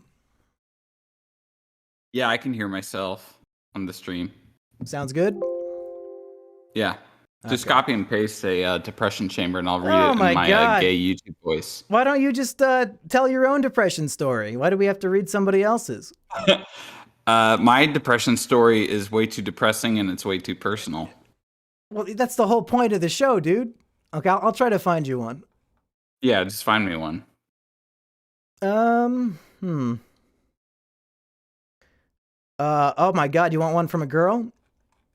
Here's another girl. Sure. Okay. Sure, yeah. I mean, I'll read it in the gay voice, as people were saying. So the Okay, gay voice I'm works gonna for send either this to men or you, women. and I'm gonna go to the bathroom while you start Okay. reading it. Okie doke. Let me know if it's sent correctly. Can you read that? I what the what? It sent it to me as a rich text document. Can you open that? Yeah, I just opened it, but it's just weird. Okay. Let me see. Oh wow, yeah, this is really weirdly structured. Um, Let me see. Can you just copy and paste it? I did. That's what I did. I know, but it sent it to me as a I know like what it did. as a I'm telling message. you, I copied and pasted it, and it sent it as a weird thing. I don't know what to tell you. Okay. Wait, I'm just gonna. Do you want me to forward it to you on email? No, I'm fixing it. Okay. Well, I'm gonna go pee. So start reading this shit. Okay, I'm fixing it, guys. Don't worry. The real depression chamber really here is that our Nightmare Alley is a Kino was a 10 of 10, and then I made a Nightmare Alley video, and that also was a 10 of 10. So that's what turns me into the geek, I guess, the alcoholic who just bites the heads off of snakes and chickens. It's because of all of you. I'm going to be honest here. All right, I'm going to start reading this. Hello there, Simian Jimmy. I'm not positive if you are doing the depression chamber anymore. If you end up reading this, I just wanted to say thank you. My name is Gretchen, and at the time of writing this, I am 17 years old. I have been a longtime viewer of your content, and I respect you as much as I can, at least given how much of a degenerate that you are. That's very true. Mumkey is a big-time degenerate. I don't really know how to identify myself with the labels that I've been given. I personally believe it's unhealthy to have depression or bipolar or whatever mental illness as a personality trait. However, I admit that I have been struggling with some serious depression for some time now. It's truly a miracle that I've graduated high school on time, but I mostly owe it to the fail-safes my school district has administered to prevent its students from failing. Well, let's get to it then. My particular downward spiral, emblem moment, guys, began around the beginning of my junior year in high school. I enrolled at a local community college for a college in the high school program that my school offered. At first, it went really well, though the classes were certainly higher paused. I don't know what that means. Than what I was used to. It kept me pretty motivated. I was trying for a double A in music theory. I got into a band with another girl attending, and we started to play some pretty notable shows, later including a Big Name music competition, which was canceled due to COVID. I'm getting ahead of myself, however. Something very notable about this time was that, well, no one at this college really was interested in any sort of friendship. I'm not really an extroverted person, however. I had at the time a few friends from my time, including my best friend Ezra. June. I'll come back to him later. It was kind of nice at first, not having toxic and demanding social groups like in high school, but I soon began to feel isolated. I was friendly enough with my classmates, but after each class ended, we'd all go our separate ways, and I'd be alone. Even with this, though, I was pretty happy. I was doing okay. This completely flipped on its ass when COVID hit and the lockdowns came in. A little fun fact about, oh my dear God, I cannot do online classes. I cannot for the life of myself stay motivated. I failed everything that spring I failed everything that spring quarter, and I was kicked out of college in the high school program. I went into that summer with the weight of failure looming over me. I felt like such an idiot. I was afraid for the future of what would come with it. I was too afraid to enroll back into high school. It was so overwhelming. Wait, okay, this is like one big wall of text for me. Welcome I to gotta my just, world. yeah. It was so overwhelming. I felt so ashamed. I didn't feel like I could talk to my closest friends. My best friend at the time, to enroll. Wait, Do you want me to finish this one for Ezra. you? No. I'll Okay. finish it. It's just weirdly formatted on my WordPad. Ezra was just about all I had. He was a grade below me despite us being the same age. But I kid you not, this asshole was a genius. We were both drummers, both pretty matched traditional skill-wise, but this kid could create masterpieces without even giving it a second thought. He was such an inspiration to me. However, we began growing apart with COVID. He was a type 1 diabetic.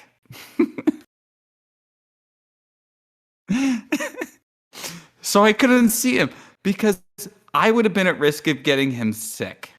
We still talked, but every day we became a little bit farther apart. Anyways, I ended up back in the program after getting a note from a high school counselor saying I was depressed. Their first quarter in fall, I think I tried harder than anything I ever had. I passed with all A's, and I felt like things were looking at least a little bit up for me. I had also begun reconnecting with some older friends. I felt like things were okay, even if I have bad days, but it was overall an okay time in my life.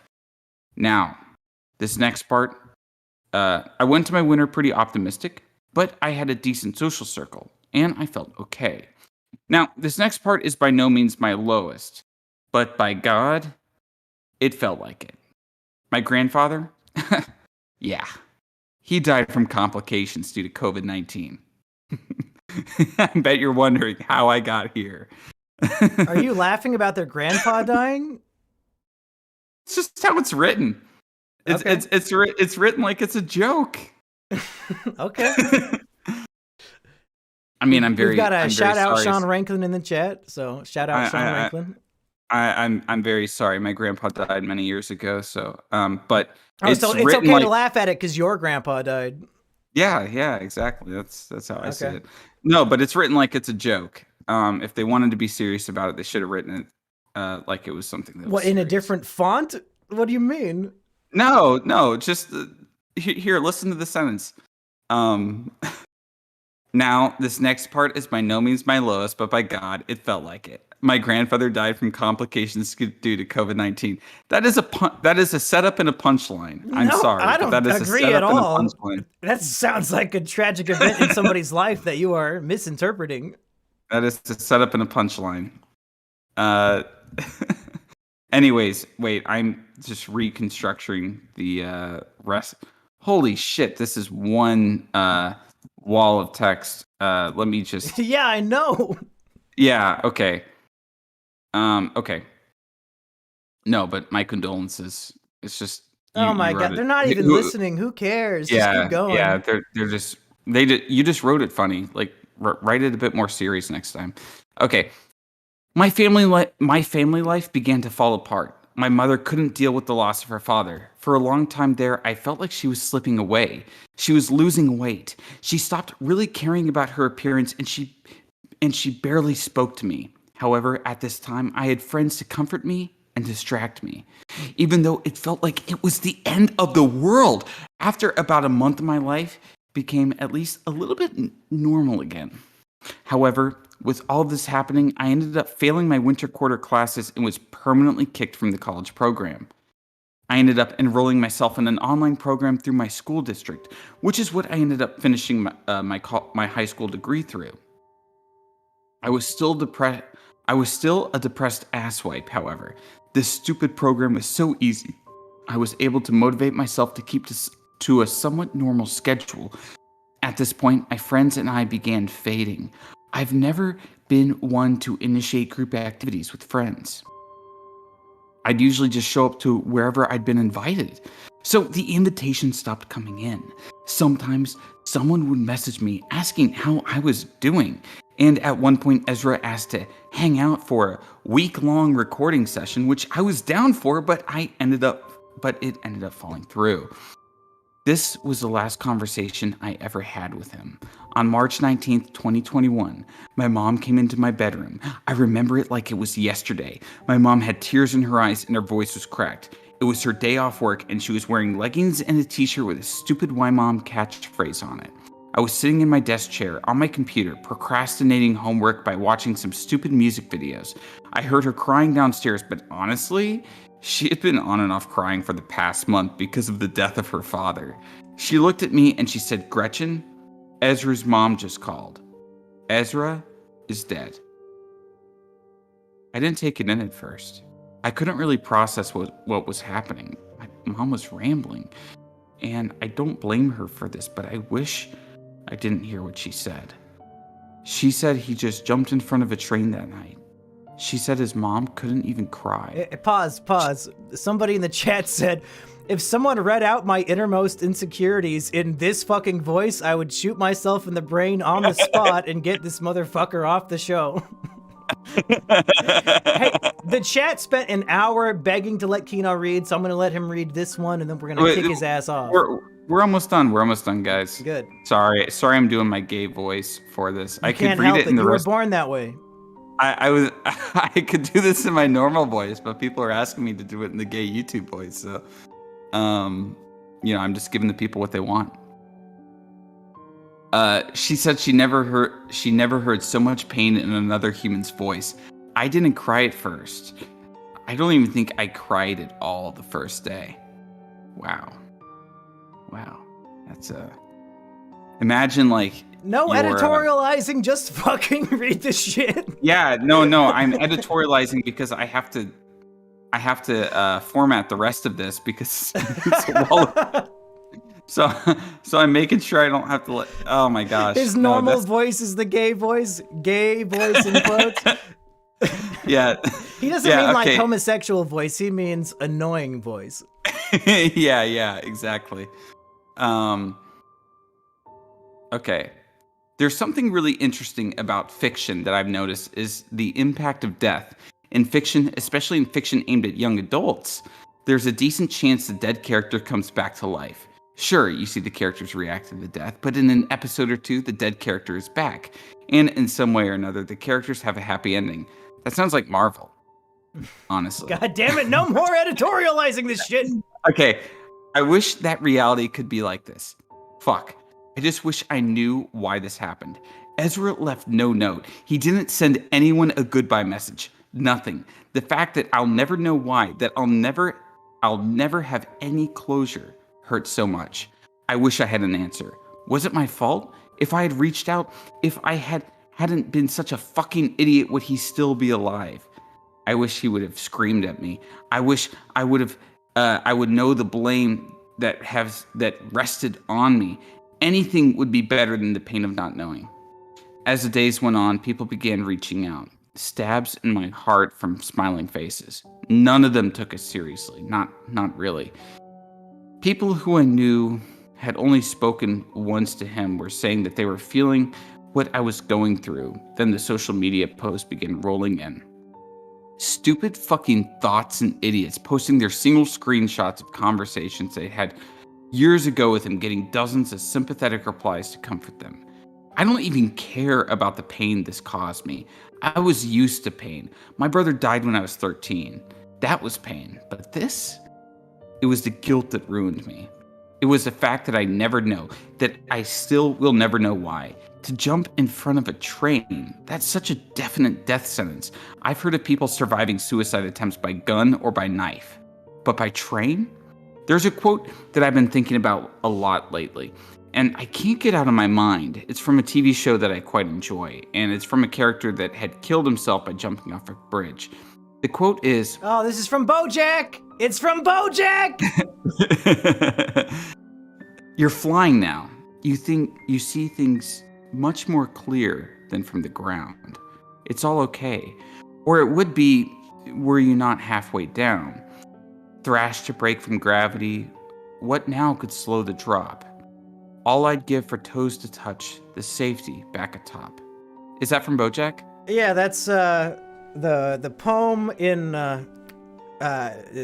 what's his name? Seabiscuit? What's the name of the horse that BoJack looks up to? Oh yeah, I think it is Seabiscuit. Something like that. Yeah. I only watched the first 3 seasons, so I you gotta know. finish BoJack. It has a good final season. Okay. Well, we only have like one more little paragraph here, so I'll finish this up. I can't stop myself from thinking, was Ezra scared?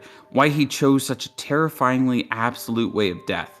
That terror, the thought of a train coming towards you but not jumping away at the last second. What if he wanted to live? What if he changed his mind, but no one will ever know? I can't imagine the fear that he must have felt. All that I want is to see him one more time. I want to say, I love you. I want to hug him one last time, to hear his voice again. I want to see his smile. I want to feel the happiness I did when I was with him. All I want is closure.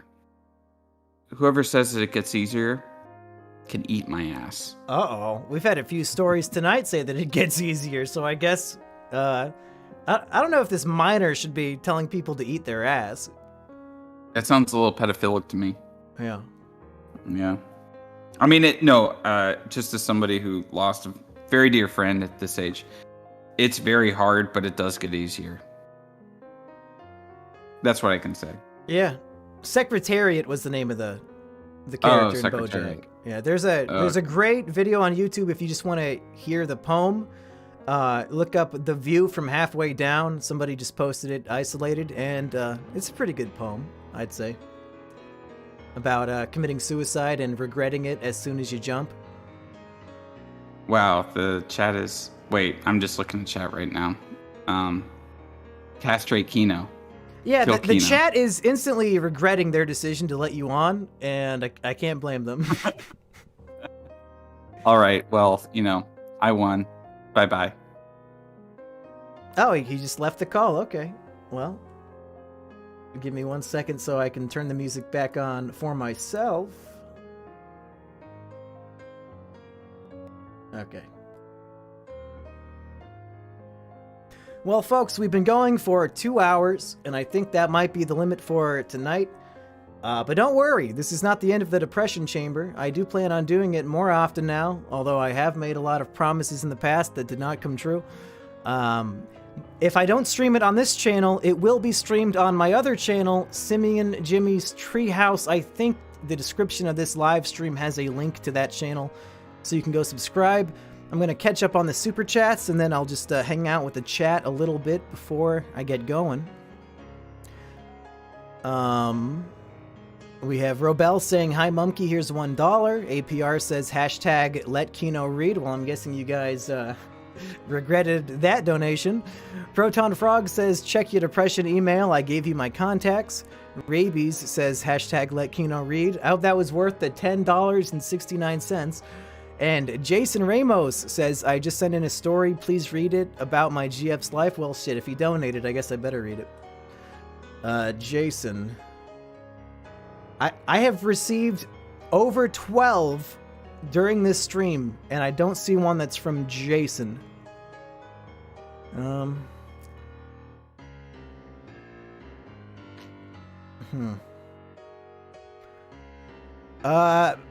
don't know which one you are, Jason, but this one is pretty short, and it's about somebody's girlfriend, so I will read this final story.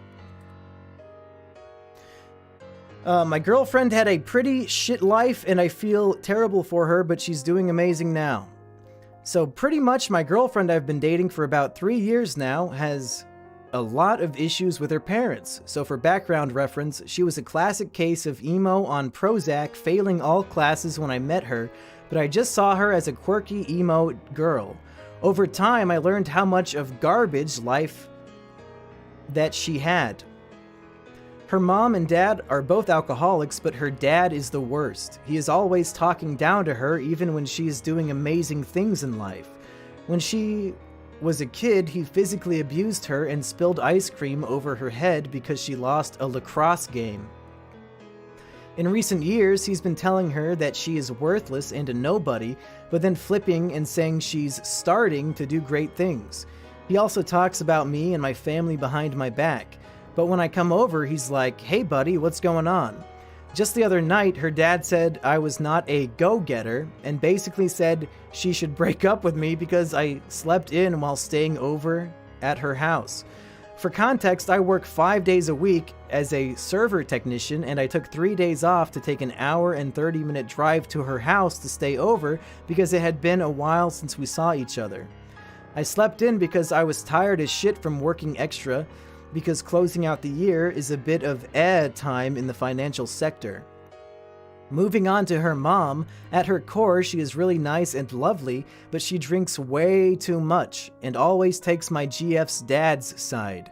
Anyway, she's a really good cook and I love her so much, so I don't want to shit on her too much.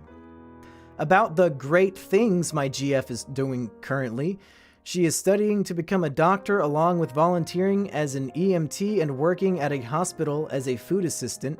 She is fucking awesome and I am so proud of her. She really outdoes herself yet still finds time to make us work and I love her so much. This story fucking sucks dick. What the this is the opposite of what this show is supposed to be. What were you thinking? I don't want to read this shit. What I really hate is that her dad is just going to brag about her accomplishments and essentially say that he had something to do with it. The only reason my GF is a good person is that she learned at a young age to be the opposite of her parents. Anyway, Merry Christmas. Man, that's how we have to end the show? Come on. Whatever. Merry Xmas, Jimmy. Take a drink. That's right, folks.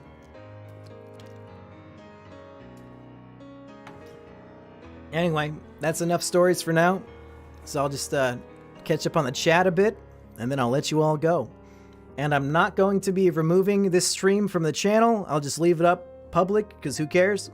So if you didn't see the whole thing, you can watch the VOD. Ban that guy? Yeah, I'm going to ban him from donating. And his shitty... Oh, my GF is so great. You guys... Hey, does a chat full of depressed people want to hear about how great my girlfriend is? Oh, boy. Fuck off. You're short? Thanks. End with a good one? Read a good one? I can't tell which ones are good! Okay. Well, I don't want to read the ones that were just sent in, because I know that they're gonna be from you fuckers right now. I'll scroll down. Maybe we can find one from, okay, 2020. Here's one. Ah, man, this is long as fuck. God damn it. Whatever. Fine, I'll read a long one. It's Christmas. You guys deserve it. You deserve it. Okay, this one's long as fuck. It's also from a cis white female. So, let's do it. Soundgarden sounds different these days. Yeah, I wonder if I should change the music. I don't know if Black Hole Sun really fits the mood of the Depression Chamber too good, but I love the song, TBH fam, so. Okay, final story of this Christmas holiday season. Hi, Simian Jimmy. I want to start off by saying the story is relatively difficult for me to tell. Granted, it did take place almost a decade ago, but what happened still tends to haunt me today and have a prolonged effect on me. I'm in a much better place than I was before, but I'm still recovering from the mental trauma I witnessed during this time. I will try to tell this story to the best of my abilities, although I have blocked much of it out due to how much it traumatized me. I will not be changing the name of this facility due to several reasons which will be discussed later. First, a little background. My name is Haley. I was diagnosed with Asperger's syndrome, high-functioning autism, in 2001 when I was 3. The diagnosis left an impact on my life. I wasn't the best when it came to social interaction and my behavior as a whole. By 2011, I was struggling with depression, anxiety, OCD, and a destructive anger problem. The latter strained my relationship with my parents and left me extremely difficult to control. I spent most of my teenage life locked up in my room, not wanting to interact with anybody. It was a difficult time in my life. In October of 2011, I started having suicidal thoughts and contemplated jumping off of the roof of my school so all of my bullies can see what their words made me do. Then, on October 27th, 2011, while getting ready for school, I got into an intense and gut-wrenching argument with my mother that left me crying on the bus and spam calling her, asking for her forgiveness. My plan to jump off the roof was embedded in my brain to happen after that argument. If my dad didn't pull me out of school early and take me home, I think I would have done it. I sat on the couch silently, watching TV with tears down my face as my parents talked in their bedroom about what to do with me. After about 2 hours, they came back and sat down with me. It was clear that I needed help as soon as possible. I agreed. I missed who I was before, and I just wanted to get back to my normal, happy self. My dad pulled out his laptop and showed me a website that he found, a behavioral correction center that specialized in helping adolescents who were suicidal and depressed. The photos showed a bright, happy atmosphere with loving nurses taking care of their young patients. Considering that it was the only facility willing to take me in, as the other facilities would not take in anyone under the age of 18, as well as how promising it looked on the website, I agreed to go. My family helped me pack a bag full of clothes and necessities, as I would be staying for about a week. About 3 hours had passed since the argument, but it seems that we were finally going to heal. I never expected my destination to be hell. That seems to be a running theme of all these stories. The mental wards or institutions or whatever you want to call them always seem to be hell on earth. Are they doing this intentionally to, it's like blackmail? Like, oh, you better pretend you're not demented or else we're gonna torture you in this building and there's nothing you can do about it. I mean, I guess that's kind of what jail is, right? Like, hey, don't do that bad thing or we're gonna lock you up. But I don't know if that's the solution when we're trying to help people with mental issues. They really need to reform that shit, but I'm guessing that that's common sense and they just refuse to do it.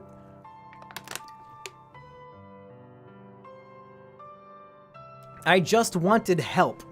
We drove up to the institute, known as Shadow Mountain. Oh, God! Don't go to the Shadow Mountain mental ward, you fuckers! Come on! Are you kidding? If you're going to a mental ward called Shadow Mountain, realize you're in the most fucked up YA novel possible and get the fuck out of there!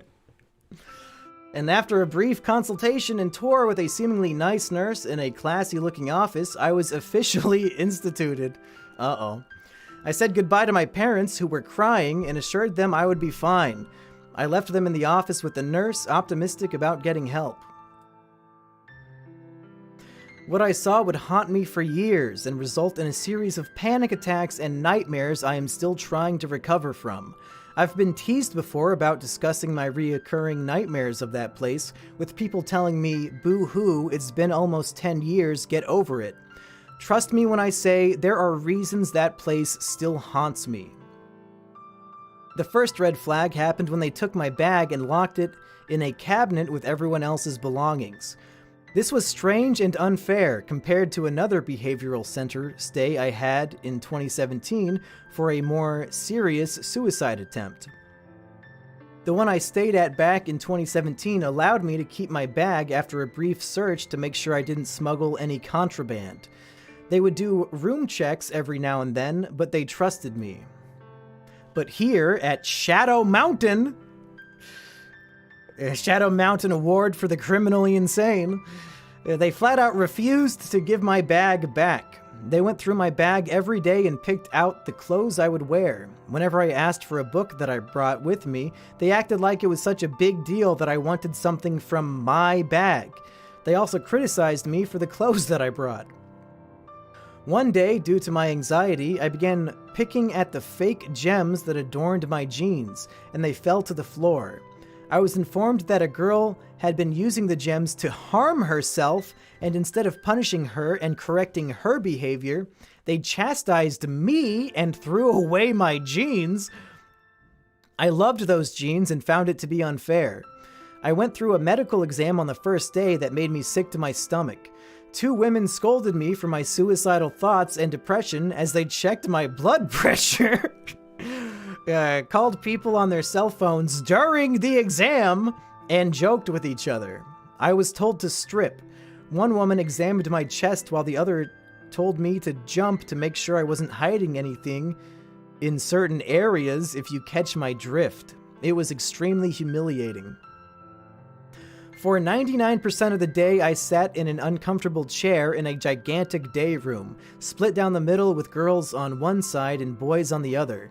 The staff seemed to be more worried about opposite sexes interacting with each other than actually helping us. Group therapy consisted of passing around a sheet of paper with a script and saying why we were here and what we want to achieve. That was it. There was no therapy whatsoever. We were all just hoarded in a room and told to keep quiet. Considering I bond better with boys than girls, as I found the girls in my school to be toxic, I tried to interact with the guys but was again judged and scolded.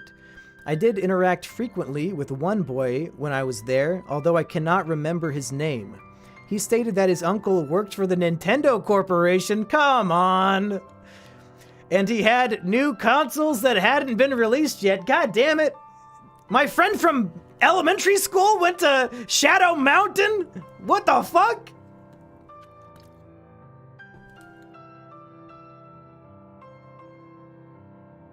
He also had an extreme anxiety attack one day when Bleeding Love by Leona Lewis started playing on the radio. Turns out his mother had passed away and this song had played during her funeral. He then started to come up with these delusions of his uncle and dad and other things to escape from his mother's death.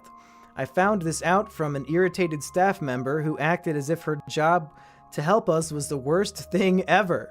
When I told her I was here for depression and suicidal thoughts, she stared at me blankly and said, "That's it? That can't be all of it. You gotta be here for something more major." Why would they even let you in for some minor stuff like that? That statement alone crushed any hope I had getting help. I did bond with several other teenagers and they somehow got me through the grueling 5 days I was there. I first met Savannah after my exam, as she was sitting on the office floor crying on the phone to her mother. I remember seeing her red hair stick to the sides of her freckled cheeks through sobbing apologies to her mother. We bonded shortly after she left the office and joined me in the day room, her eyes still bloodshot red from crying. She was instituted due to running away from her argumentative mother with her boyfriend and joining his gang. I learned 2 days later, when questioning why she was reading a pregnancy manual, that she was 5 months pregnant with his child. The baby was a boy, and she was extremely excited to be a mom. She was 15. This was how I learned about teen pregnancy. There was another girl there who was also named Haley. In order to tell us apart, I was called HB by the staff, first and last initials, while she was called Double H. We bonded the most in the 5 days I was there. We talked a lot about each other and our lives, what we did for fun, and why we were there. I forget why Double H was instituted, but I remember one day while we were coloring together, I noticed her bright blue jacket had dark-colored spots on it. I asked about it, and she told me those were the places where she bled after cutting herself. She lifted up her sleeve and showed me. She told me she loved the work she did to herself. I was shocked. The verbal and emotional abuse I suffered in Shadow Mountain was brutal. Yeah, you don't say. A typical day was hell for me, as was the rest of the teenagers that were there. My day started at 6 a.m. by walking up to slams on the door frame and staff telling us in agitated tones to get out of bed. Our bedrooms were absolutely horrible, 2 people per room, but I'll explain those soon. We were forced to line up and were practically thrown our medication we were supposed to take in our face before having to sit in the day room. The group therapy began, everyone tediously reciting the same script we had to recite every day with no effect or recovery in the process. The staff rummaged through our bags and picked out what we would wear that day. Despite being our belongings, you never got a say in what you wanted to wear. If you wanted to change a piece of your outfit, the staff would usually be angry or irritated. There were complaints that items were being stolen by the staff for themselves. This was proven to be true after I left. Thankfully, nothing was stolen from my bag. Breakfast, lunch, and dinner was cafeteria food that was either stale, expired, or unhealthy. I barely ate due to my constant anxiety, much to the anger of the staff. The staff also kept telling us to hurry up and finish. They really don't care, and didn't even like that we were talking to each other. Meanwhile, in the institution I went to in 2017, lunch was not only freshly cooked and made on site, but the staff would eat with us and ask about our lives. Mealtimes there were enjoyable and fun. Shadow Mountain wanted nothing more than to make each faction of our life there a living hell. All we did was sit in that day room. Sometimes we would cram into a room to complete schoolwork since we were pulled out of school to be instituted.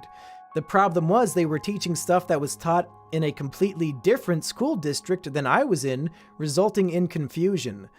The math teacher was, however, the nicest staff member out of all of them. It seems like he really did care for us, and was trying to make up for everything we had to go through.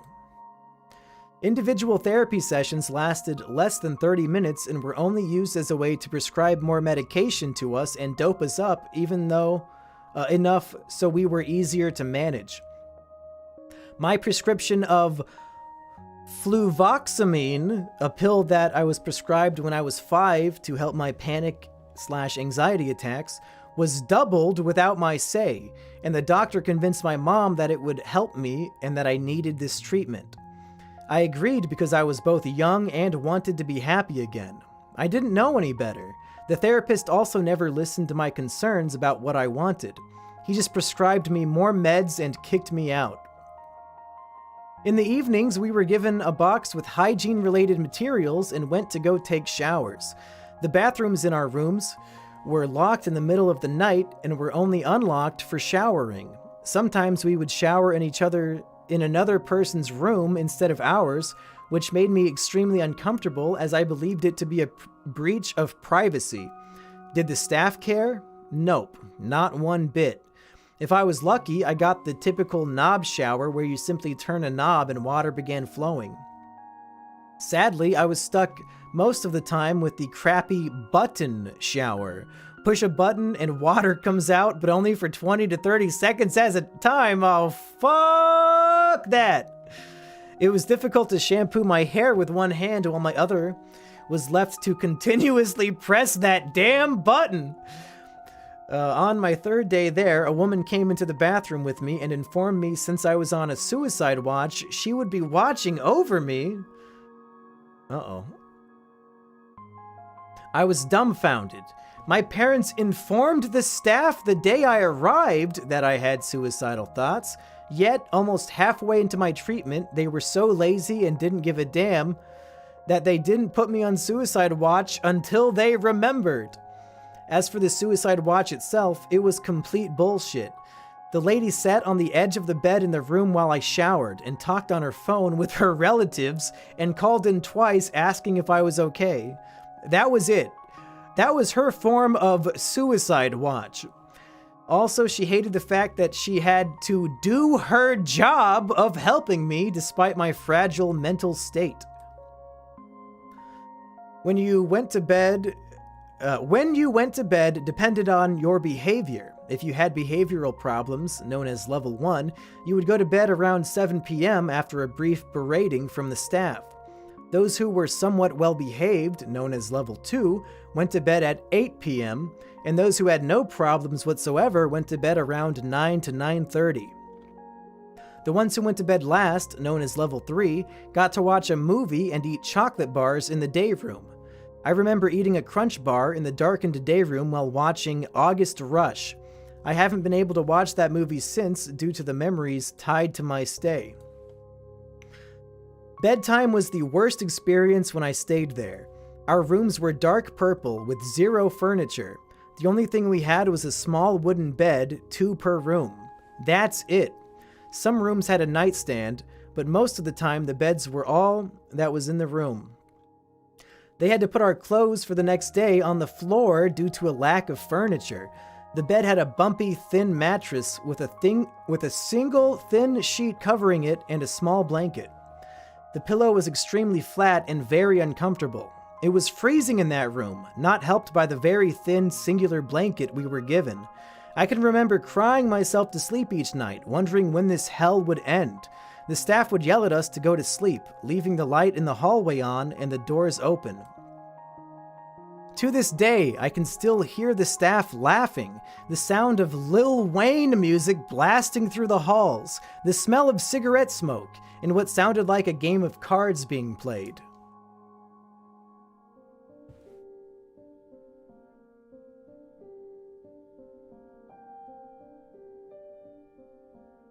I heard and smelled those same senses every night as I lay in that uncomfortable bed, tears streaming down my face. I was losing hope about getting help here. Everything I saw left me more fearful and scared of what the next day would bring. On the third day that I was there, I was coloring with double H when I heard screaming coming from the hallway, and a door opening suddenly. A young African-American woman, about 15, was violently struggling to break free from two white male nurses who were pulling her violently to the next building. She was screaming at the top of her lungs about how poorly she was being treated there and that she wanted everyone to know about it. During this tirade, she screamed a word that Double H told me was a really hateful one. She also told me that the girl seemed to be coming from Building 1, which was supposedly the worst building in the complex. Building 1 held the most violent patients, as well as the most violent staff, wanting to sedate and control these patients without actually helping them. The verbal and physical altercation that I witnessed is still fresh in my mind. I can still see the way her body flung as she attempted to break free from the grip of the nurses. This was the first time that I heard the N-word, and it made the memory even more heartbreaking and difficult to remember when I found out what that word meant from my mother later in life. I was set for release on October 31st. On that day, the staff set up a Halloween carnival in one of its gymnasiums, which was the only good thing about the complex. Dodgeball with the other teams was actually fun. The carnival was obviously on as low of a budget as it could be, but better than nothing. Inflatables, cheap carnival games, even cheaper prizes, packaged cotton candy and popcorn, and several booths constructed out of cheap plastic tables. I tried to enjoy myself the best I could, but all I could think about was getting home to my family and everything that I had endured during the time I was there. During the full hour that I was at the carnival, I noticed a fortune-telling booth and decided to give it a shot. The woman running the booth shuffled a deck of cards and asked me to pick 3 that I was drawn to the most.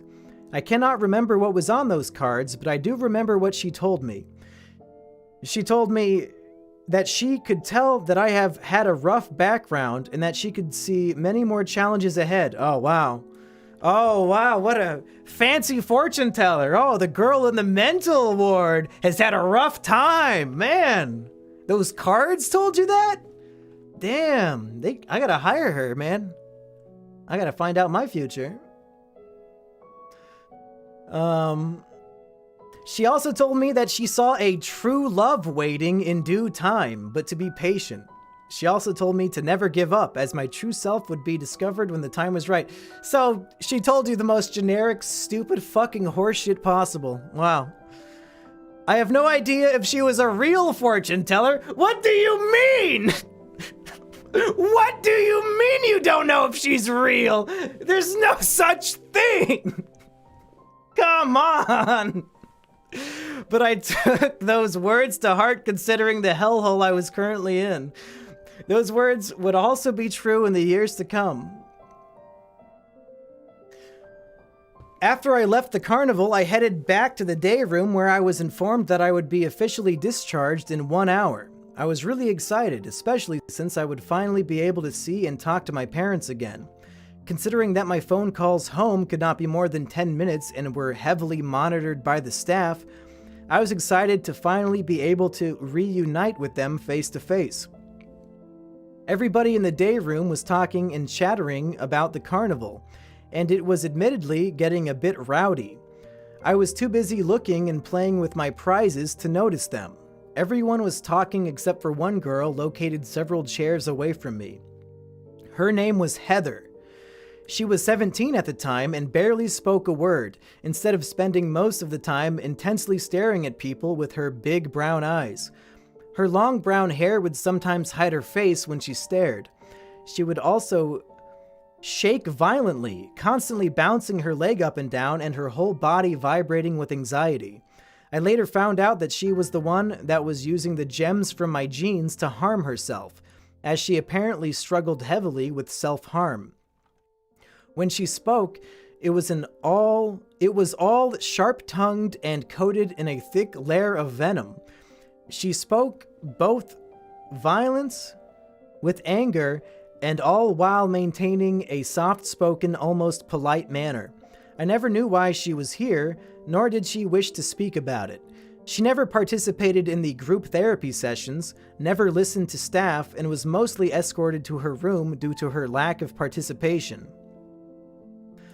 The day I was released, whatever facade she was trying to maintain had gotten to be too much, and the rowdiness from the aftermath of the carnival must have been the last straw.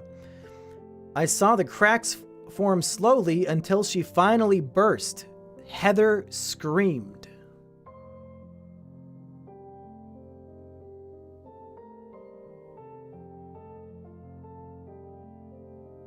The scream wasn't just any scream. It was a scream of malice, a scream of pure pain, a scream of anger and hatred coated in agony. I had never heard such a layered, purely bone-chilling scream in my life. It echoed around the room and paralyzed all of us in fear and confusion. Her entire body shook as she screamed before she was finally approached by the staff and urged to stop. Her teeth were gritted as she rocked back and forth while I watched in sheer horror. No one could understand what was going on, and no one had a chance to recover from the ear-piercing scream. She screamed again. This scream was much worse, as she now threw herself off of her chair and began slamming her fists into the ground with pure anger. Her legs scurried around, her head banging on the floor, all while continuing her gut-wrenching scream. My anxiety began to take control of my body during this time. I felt the first throes of a panic attack waiting to happen, but subdued myself the best I could to avoid further speculation. Heather was grabbed violently off the floor, and I watched as 4 nurses dragged her, still kicking and screaming, out of the day room and into one of the bedrooms, locking the door to keep her in.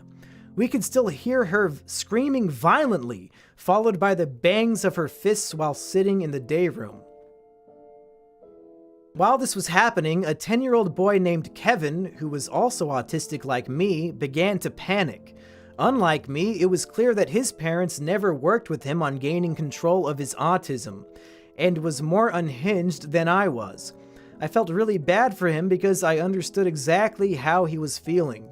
I wanted to cross over the line and hug him and tell him everything was going to be okay. I wanted to tell him I was just like him, and I understood his pain. I just couldn't. I was too frozen in fear and anxiety of my own to comfort him. I wish I could have helped him. With the screams filling the room and not understanding what was going on, Kevin began to have a panic attack. The staff urged him to be quiet instead of helping him, but the misunderstanding, along with Kevin being touched, a big no-no when dealing with autistic children and people, we can be very sensitive to unexpected touches, Kevin grew worse. Eventually, the staff grabbed him to lock him in a room, which caused more fear and for him to scream. His screams were not lined with anger, but pure fear and panic. I can still picture the look of fear on his face. It broke me seeing how frightened he was. Heather and Kevin's screams were still echoing through the hallways when a staff member told me my parents were here. On October 31st, at around 3 p.m., I bid goodbye to my acquaintances and left the day room. with the screams of both patients still audible.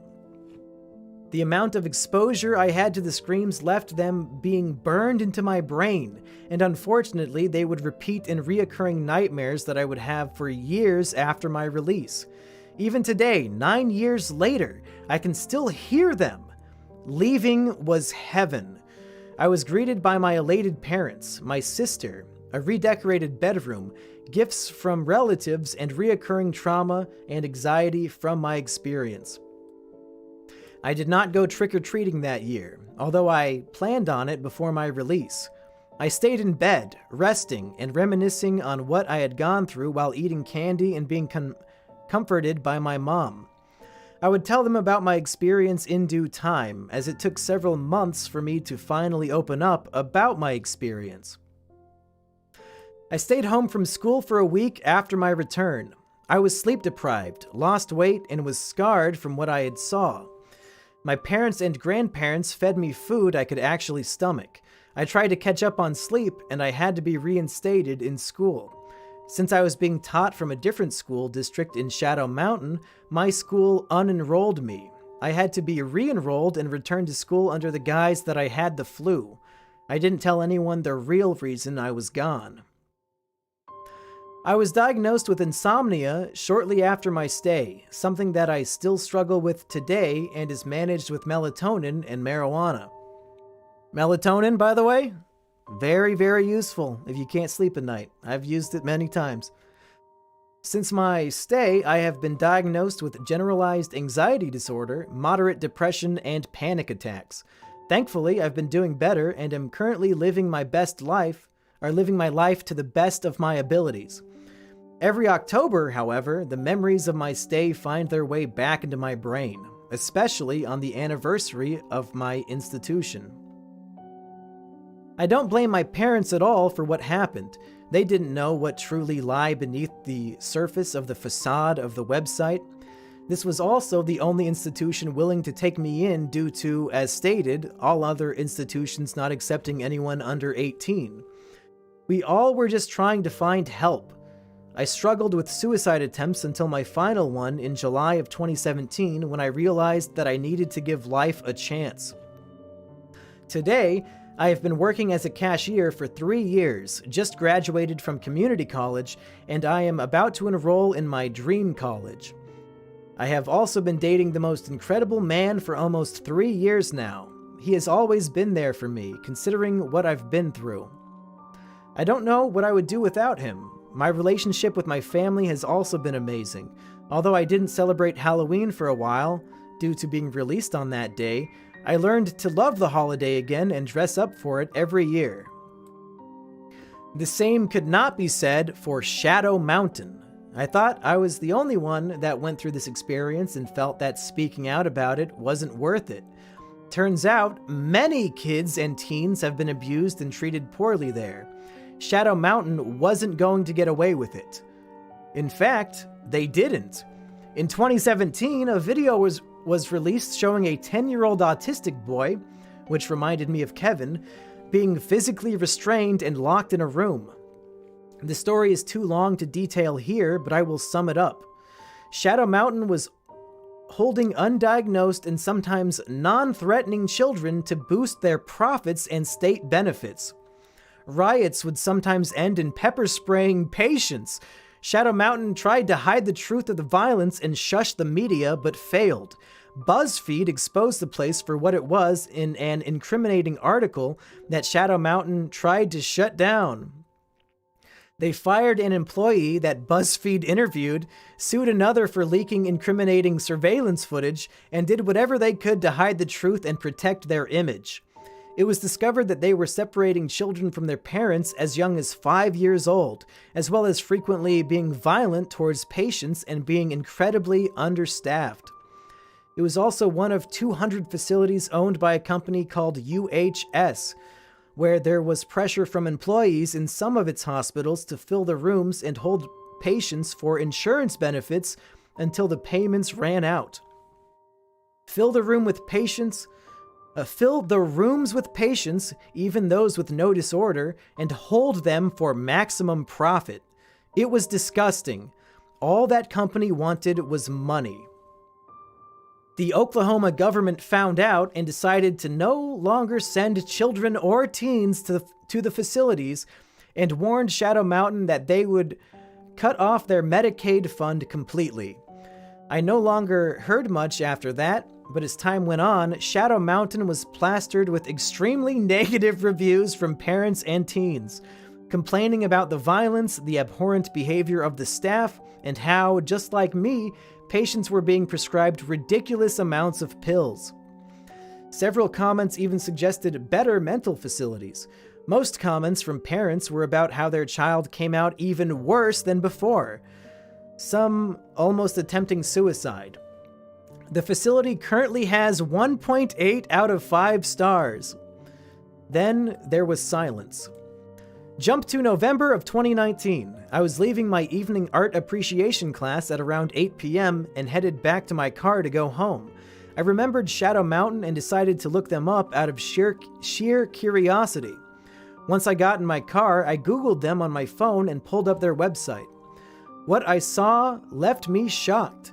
There was nothing but a white backdrop and a statement message on their website. Shadow Mountain was getting multiple lawsuits from families of patients at this time. They could no longer operate. Shadow Mountain Behavioral Correction Center had closed its doors in the summer of 2019. I was stunned. My shock turned into joy as tears streamed down my face. I felt free. I was free. My trauma could now just be a memory, no longer a persistent one. I sat in my car and cried. I cried for what seemed like hours. I cried for my teenage self, for the friends that I had made in there, and for every teen and child that had suffered behind those doors. We were all free. Of course, that didn't mean the memories would disappear. The memories are still persistent at some points, but I find them to be less and less of a burden. Now that I don't have to worry about who else is struggling and suffering in that hellscape. Well, that's my story. I know I am not the only person who has struggled in Shadow Mountain. I've heard the stories of many people who were victims of verbal and physical abuse in Shadow Mountain. I hope one day I could hear from other people that went through what I, as well as many others, have seen and witnessed. I'm not telling my story for any sort of recognition, rather a form of closure so I can finally move on from this chapter in my life, which seems to be working rather well. I sincerely hope you read this and share my story. Thank you so much for listening. Fuck you, Shadow Mountain. Sincerely, Haley.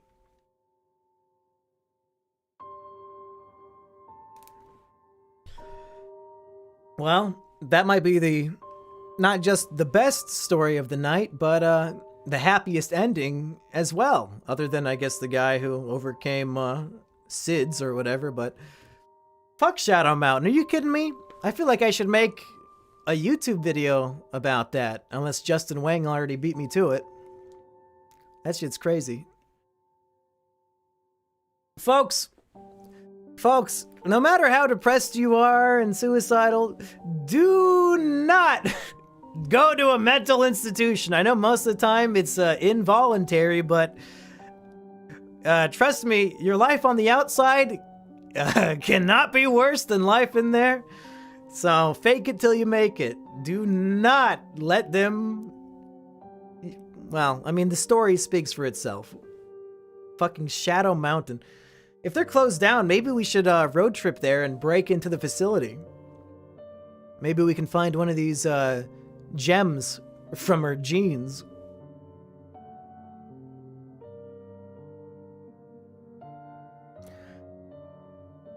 Oh, Justin Wang already beat me to it. Damn it. Well, he made the video right when I said that.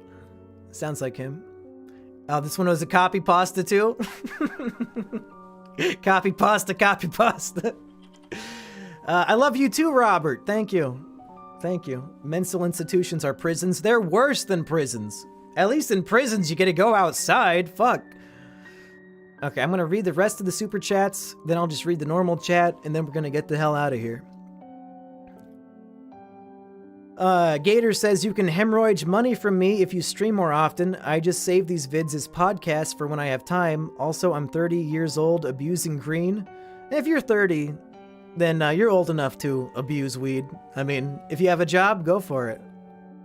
Toot says, BoJack sucks, to be honest. It insists upon itself.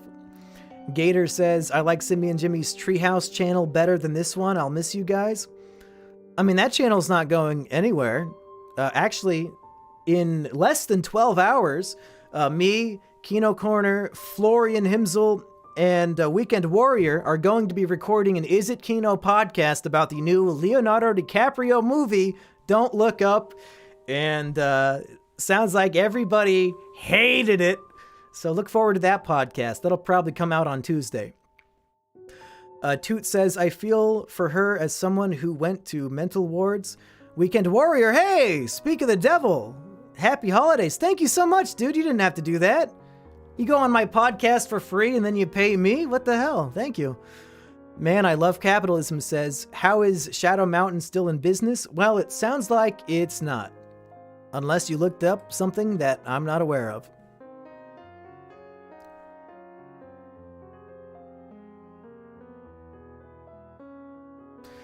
Yeah, 370 person road trip. Let's all go. If you guys want, let's pick a date. We will all meet in the Shadow Mountain parking lot. Let's do it on, you know it's a good day for a group of people to assemble? January 6th. On January 6th, I will be in the Shadow Mountain parking lot for a Monkey fan meetup. So, I'm not kidding. Me and Eggy, we're gonna road trip. We'll be there. So if you want to meet us, we'll be there. Anyway, guys, what a triumphant return to the Depression Chamber. Almost 3 hours of amazing stories, and then one story that was butchered by Kino.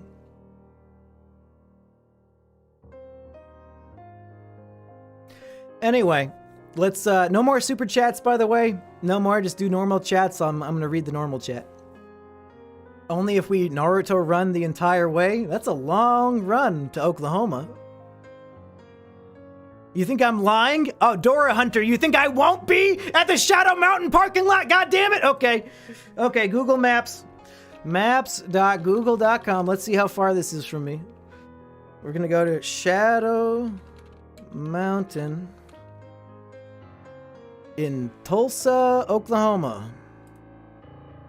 Shadow Mountain. Directions from my house.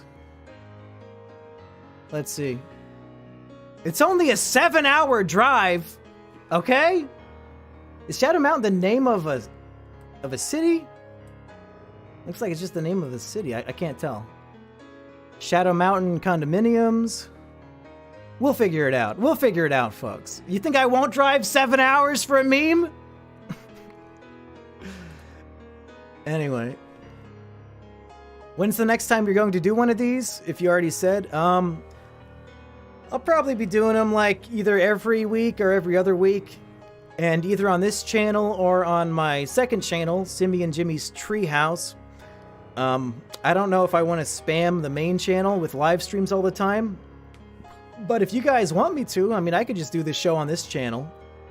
If it's easier for you guys, I don't know. It's not like I've posted anything else on this channel lately. How was your Christmas? It was good. It was good. It was nice to see the family, and I coughed on everybody to spread my Omicron. And I know it's not pronounced Omicron, but it's much funnier to say it that way. Robert's gonna drive 49 hours to get there? What, like on your bike? Where do you live that it's a 49-hour drive in fucking the wilderness of northern Canada? What's going on? Tulsa? I thought we burned it down. Am I ever going to finish reading the Quran on stream? No, absolutely not. 7-hour drive is worth it for that mentally damaged, insane GF.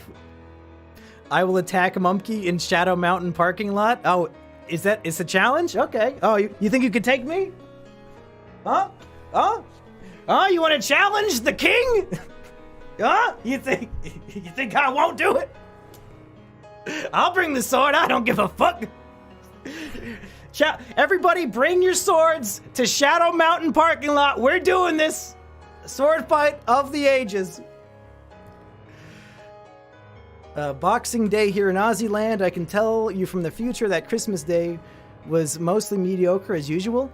What? Today is Christmas Day? What the fuck are you talking about? Christmas is over for me in an hour and a half. Make this channel your main podcasting so I don't... Oh wait, somebody did a membership? I didn't even know I had that set up. Membership? How do I check those? I got members now? Well, hey, thank you to everybody who donated, and if anybody became a member, that's also very cool. I don't even know how to check that shit. Just make sure you kill me, sure thing, bud.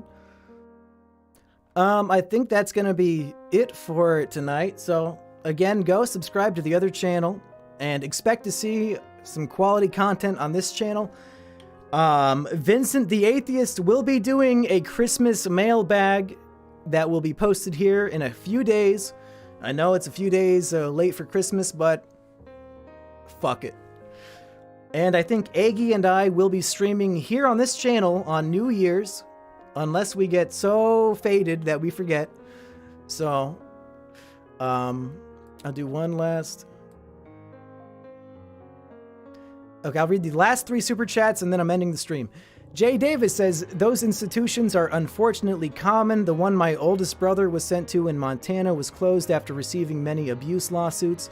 Proton Frog says, make sure you check the email. I'll edit your stuff. Yeah, I will. I will email you back right after the stream. And Hydraulic Hindi says, bro, I missed it. Don't worry, you can still watch it. I'm leaving the whole thing up. Anyway, thank you all for tuning in. I hope you had a Merry Christmas, Happy Hanukkah, Happy Kwanzaa, Happy Atheist Miss. That's what I celebrate. And I'll see you folks next time.